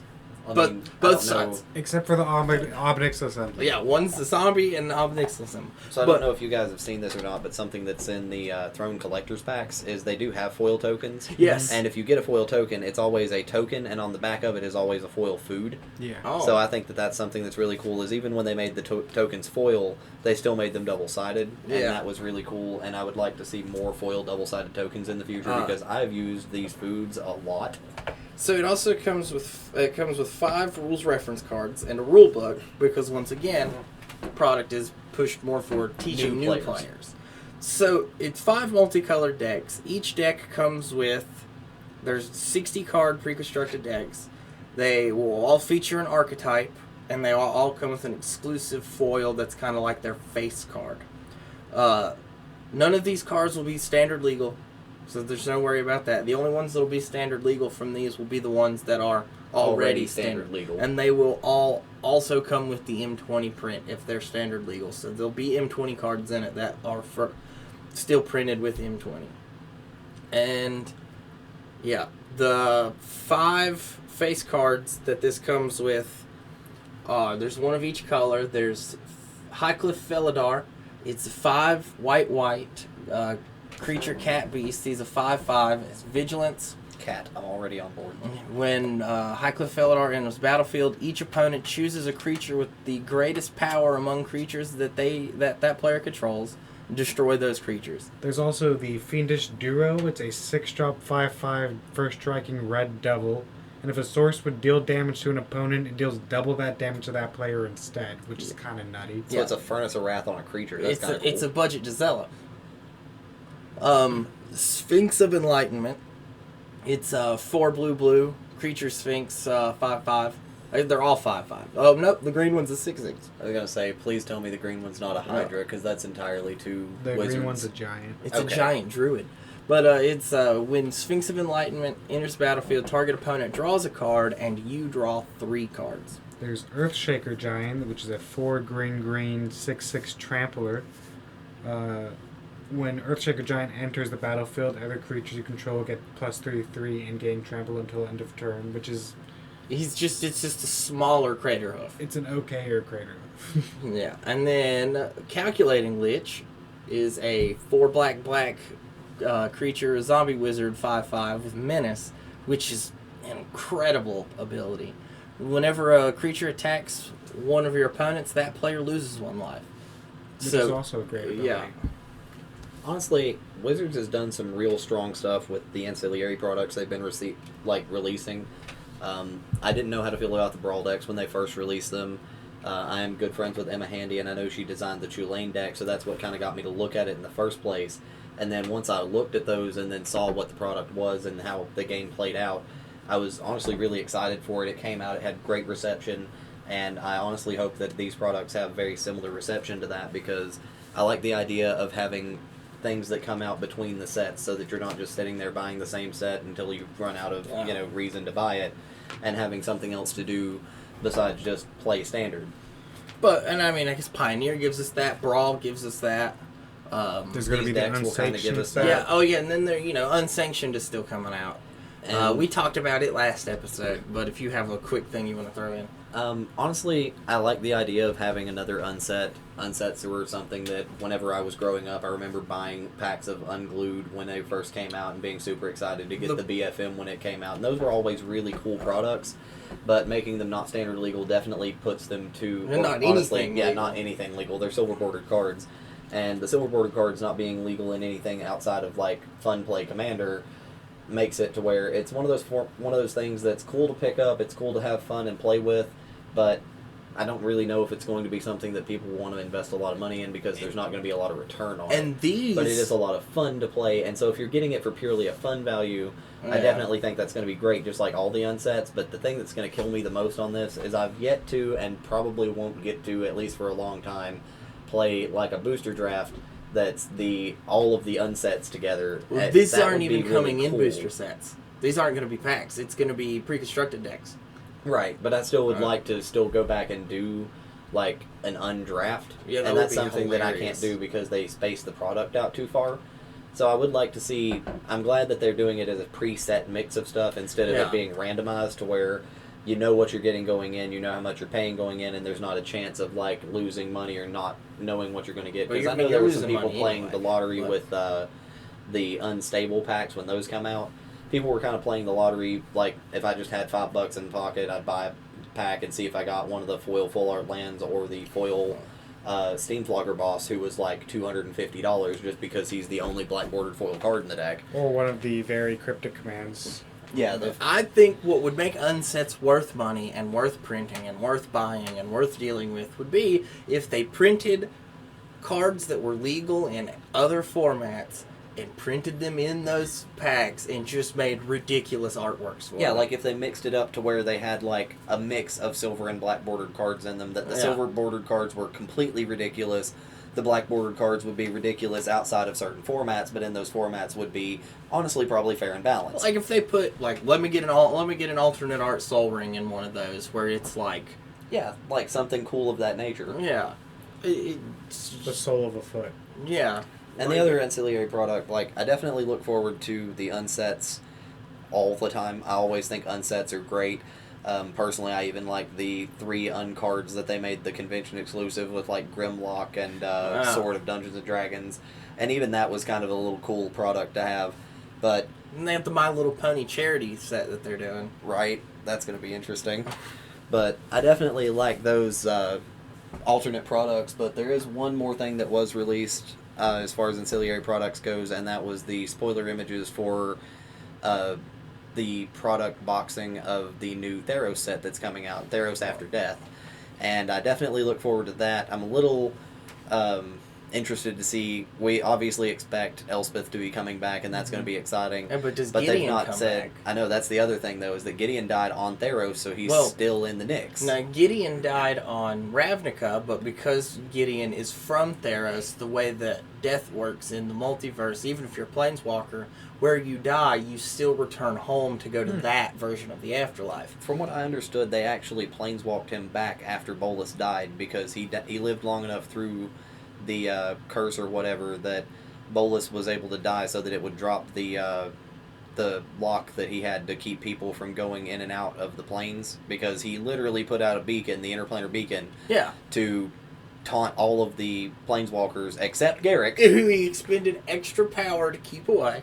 That's not what happened. The Johnny lit the interplanar beacon to call for help, which is all part of Bolus'. But that was part of his original idea, was that they would do that, and then he expended extra energy to keep Garrick off the plane because he wanted to make sure that Garrick wasn't slaughtering planeswalkers before he could harvest the sparks. Oh, willy-nilly. What are you going to do today? Kill every planeswalker? I was of the understanding that when Gideon died, like, I'm going to read the War of the Spark book at some point. I just haven't gotten around to it. I've been very busy with work and with trying to make, my second invitational. But we manage that now, so maybe I'll have time between now and the invitational, between practicing to read the War of the Spark book. Comes out. It's either on November 5th or November 8th. It's one of those. The sequel comes out. Yeah, the original book is already out. War of the Spark is already out. Oh yeah, this was War of the Spark Forsaken. Yeah, so I definitely want to read up on all of that and get the full lore on it. But from my understanding, he planeswalked back to Theros at the end of that so that he could die on his home plane, and returned and got the heroes reunion. And I really definitely am looking forward to what they do with that. But something they did go ahead and announce with that is that there is going to be another collector's edition for that set. So we're going to have those same collector boosters again, which I'm really excited about, because we kind of have more of a balancing stick now than we had with Throne of Eldraine to really kind of evaluate how those cards are going to be valued. Because I remember on pre-release weekend, you could still get your Buy a Box promo pack that you got with the collector's edition box, or you could buy whole boxes of collector's edition on pre-release. And I remember at Tim's, we opened up, not us, but Miranda opened up a foil extended art Gilded Goose, and it was like $150 on that night, and she was trying to sell it to the shop, and the shop wouldn't give her more than $70 for it. And I didn't blame the shop on that, because it was something that you didn't really know the volatile nature of this product. And something on release week, it dropped down to $50. Yeah.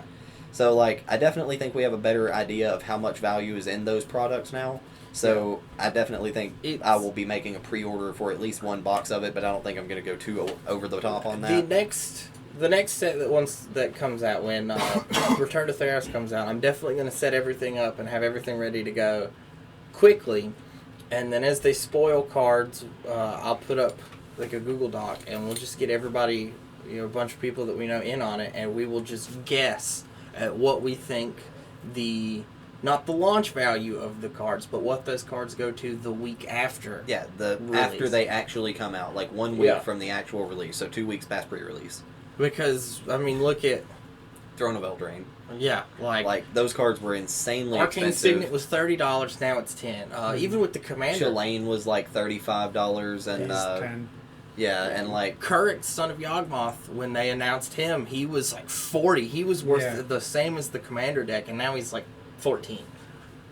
And, like, that's something that I definitely like, is it kind of gives an idea and perspective on the Urza, when values they of those announced sets him, now. was like 80. Yeah. He settled at 50, though, didn't he? That's right around where he's at. He's like 40 to 50. I'm sure he took a small spike whenever they didn't ban him this week. And then, I mean, he does have an infinite combo.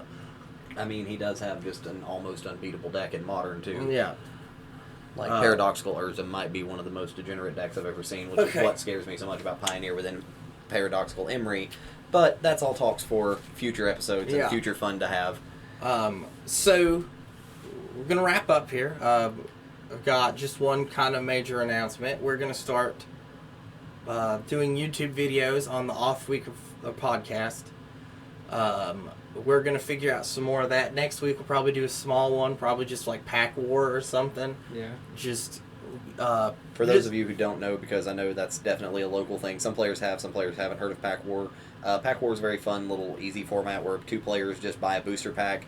You open it up, take out the token and basic land, and then shuffle in 3 of each basic land and just play against each other with the packs. In prior history, a lot of times it's 2 players opening a pack and then playing, and whoever wins gets to take the rare out of the other player's pack. So there's something on the line, or you can alternatively just buy a pack between the 2 of you, or split a 3 for 10. And then the 3rd pack is the prize. I've seen that be another way of doing it. But overall, it's just the format itself is open a pack of 15 cards, shuffle in 15 lands, and go. You don't get to look at the pack, so I figure we'll do that just to kind of test things out and see how things go. And then on the 15th, I'm pre-ordering Magic Game Nights, and we're going to have 2 extra people join us in the studio, and we're going to play through that. And then we'll have one of those people back on the following Wednesday to record the podcast and have them here to talk about our experience with those. I can go ahead and say, due to the conflicting times, I will not be one of the returning people. Yeah, Seth will be because it'll be on the 15th, and he will be at the Star City Games Invitational for the 2nd time this year. I cannot believe I've done that. Like, I went from having like one big win in my history. Like, I won a PTQ. I spiked a PPTQ in Bristol that was a Eternal Master sealed, and that was the only big thing I'd ever won. I didn't even get to go to the RPTQ because I got divorced the same weekend as the RPTQ, so that never even came to fruition. And then this year, like, I've been able to focus on Magic enough that now I've gotten not 1 but 2 invitations. I've gone to both invitationals this year, and I'm super stoked about that and look forward to it. And now that Field of the Dead is gone, you stand an even better chance of winning. So long as I don't run into too many adventure decks, because Edgewall Innkeeper is a pain in my rear end. So we're going to start doing more stuff on YouTube, just because the way my work schedule is, I can't really do the podcast at the same time every week. So I would rather not record on Tuesdays one week and then hold out and then post it on Thursdays, just in case on Wednesday some huge news hits. So that's something we're going to look around with. We're going to keep... And to go with that, Wizards often announces things on Mondays, and Wednesdays is a good way to release that, because then you have a couple of days to really associate with what's going on. Next BNR is the 18th of November. Mm-hmm. Right after my invitational, which I'm excited about that. Right after. The day after. Yeah, and then for some reason we have gotten just so blessed and so lucky that all the Wizard Band announcements are on the Monday before we record. So we've never been a week behind on that, and that's just awesome. Yeah. But, you follow us on Facebook at Manadorks Podcast. Follow us on Twitter at Manadorks Pod. Is it Manadorks? It's Manadorks Pod. Is it? Yeah. And then we're also on Podbean. We're on Google, Spotify, and iTunes. If you enjoy the show, share a friend. We're not going to pay to advertise because I have decided that is unnecessary. And if other people can do it, so can we. And if anybody didn't catch this earlier in the episode, my name is Seth Carroll. If you're already friends with me or already know me, I'll be posting a link to the podcast and to the page on my Facebook page as well. I'll also be posting it in as many of the local groups that I can find, because I really like this thing. I think it's really cool what you guys are doing. Yeah, and I mean, the big thing and the last thing that we're going to start pushing is shop local. We have gone through in our town 4 major game stores, and I know one. I was the manager for technically 2 of them. I managed Paperback Traders for a while until Anna had Josh doing it, and then I did manage Battleground Games until I moved away, which ironically I moved away and then less than a month later the that company was went that under. was politics. But we have went through a lot of local game stores, and that's partially because there oftentimes players just don't support their local game stores. They'd rather travel a little extra distance to get a better deal a lot of times, and like I understand that to a point, but definitely if it's just going to be about break even, like, you know, if you're going to have to drive 30 miles and spend $20 in gas or more than that, making the round trip to go up to a bigger place to, you know, maybe save $5, shop local. And if you're getting packs and stuff, shop local. But I mean, even outside the spectrum of Magic, shop local. True. I hate going to Walmart all the time, but unfortunately, where we're at, that's really all there is. Yeah, there's not as many, like, mom and pop shops that just do a lot of the things out there. Like, I've lived in several different states now. I've lived in North Carolina, Tennessee, small stint in South Carolina and Virginia. But that said, even in all of those locations, there are some mom and pop shops that you find that you just can't find something like it anywhere else because that particular one succeeded in that area's demographic, but in another area it's completely barren of anything even remotely close because it tried or something similar tried and they failed because people didn't shop local. And I think that it would be really great to see a lot more local businesses thrive and succeed. We're still waiting on our intro theme to get made. I'm probably going to go pull some random free sound off the internet to use for that this week. But, so yeah, we have a local musician making our theme song, still waiting on that. I think he played a show this weekend, so he was pretty busy. Super excited to hear that, by the way. Yeah, it's going to be, I'm pretty excited about it too. Maybe once this thing takes off a little bit more and we can afford it, we'll actually hire in a local graphic artist to actually make us a better logo than the one we have now that I spent 2 painful hours staring at my TV making myself with absolutely no experience. I mean, we're just getting off the ground with this thing, and I think it can definitely take off. We just got to put the effort and time into it. Exactly. Mostly, of course, I know it's you guys' thing, and I want to see it succeed, and that's more of the shop local there. Our first week was just like the first episode already has like over 100 listens and views combined across all the platforms, and that's a really good start for right so out the gate. Thankful for that. I've people that we know in the community, it's just in our particular demographic down here, we've had a lot of Magic players come in and out from like surrounding areas to play when we had shops that did a big tournament. Yeah. And like we've, networked pretty well through some of those guys, but at the same time, there's not as many people around to just talk to Magic about. So having somebody to listen to on a regular basis that's people that are relatable, that are not just, your top-end Magic pros or the greatest players in the world telling you how to play Magic and just kind of giving you their perspective or their takes on things can be really valuable information. We're going to follow back the first 50 people that follow us on Twitter. We really want to get a question part on the show where we answer people's questions. We want to be able to ask you guys questions and talk about the responses that we get on the show. Because, we're going to hit a dull week here eventually. Mm-hmm. And after, we're just waiting for the next set to come out, before spoiler season starts, we might hit a little lull. So it'd be nice to be able to talk with you guys about some of that stuff. So that's just... I'd like a Q&A section. I think that'd be kind of cool, especially about, various how you feel about different things, like how you guys feel about various Commander things or Brawl things, how I feel about some change in standard, how things change with the podcast, like when we get better equipment, stuff like that. Just things people want to know. Hey, don't knock my equipment. I'm not saying anything bad about our equipment. We're in a great spot, but obviously, eventually, if we get this thing rolling, we'll want to upgrade the studio. Oh, yeah. Which, let's talk about the state of the studio. But thank you guys so much. Thank you, Seth, for joining us. Thank you, John, for being here. Thank you guys for having me. So we will record, not next, it'll be... 2 Wednesdays from now? Yeah, and we record Wednesday night and release it. So it will be on November 6th is when we'll be back again. Hopefully we'll get some fun things to talk about. We won't get a B&R to talk about that week, but... And that's what ate up most of our time today. I'm sorry, I had a lot to say about that. No, there was a lot to be said about that. Thank you. Sorry we ran a little long on this one. We definitely look forward to seeing you in future episodes, and hopefully I'll make some comebacks. I'm sure this won't be the last time you guys hear from me. Thank you just again, for all the support, remember to shop local, and please unban Grizzlebrand in Commander.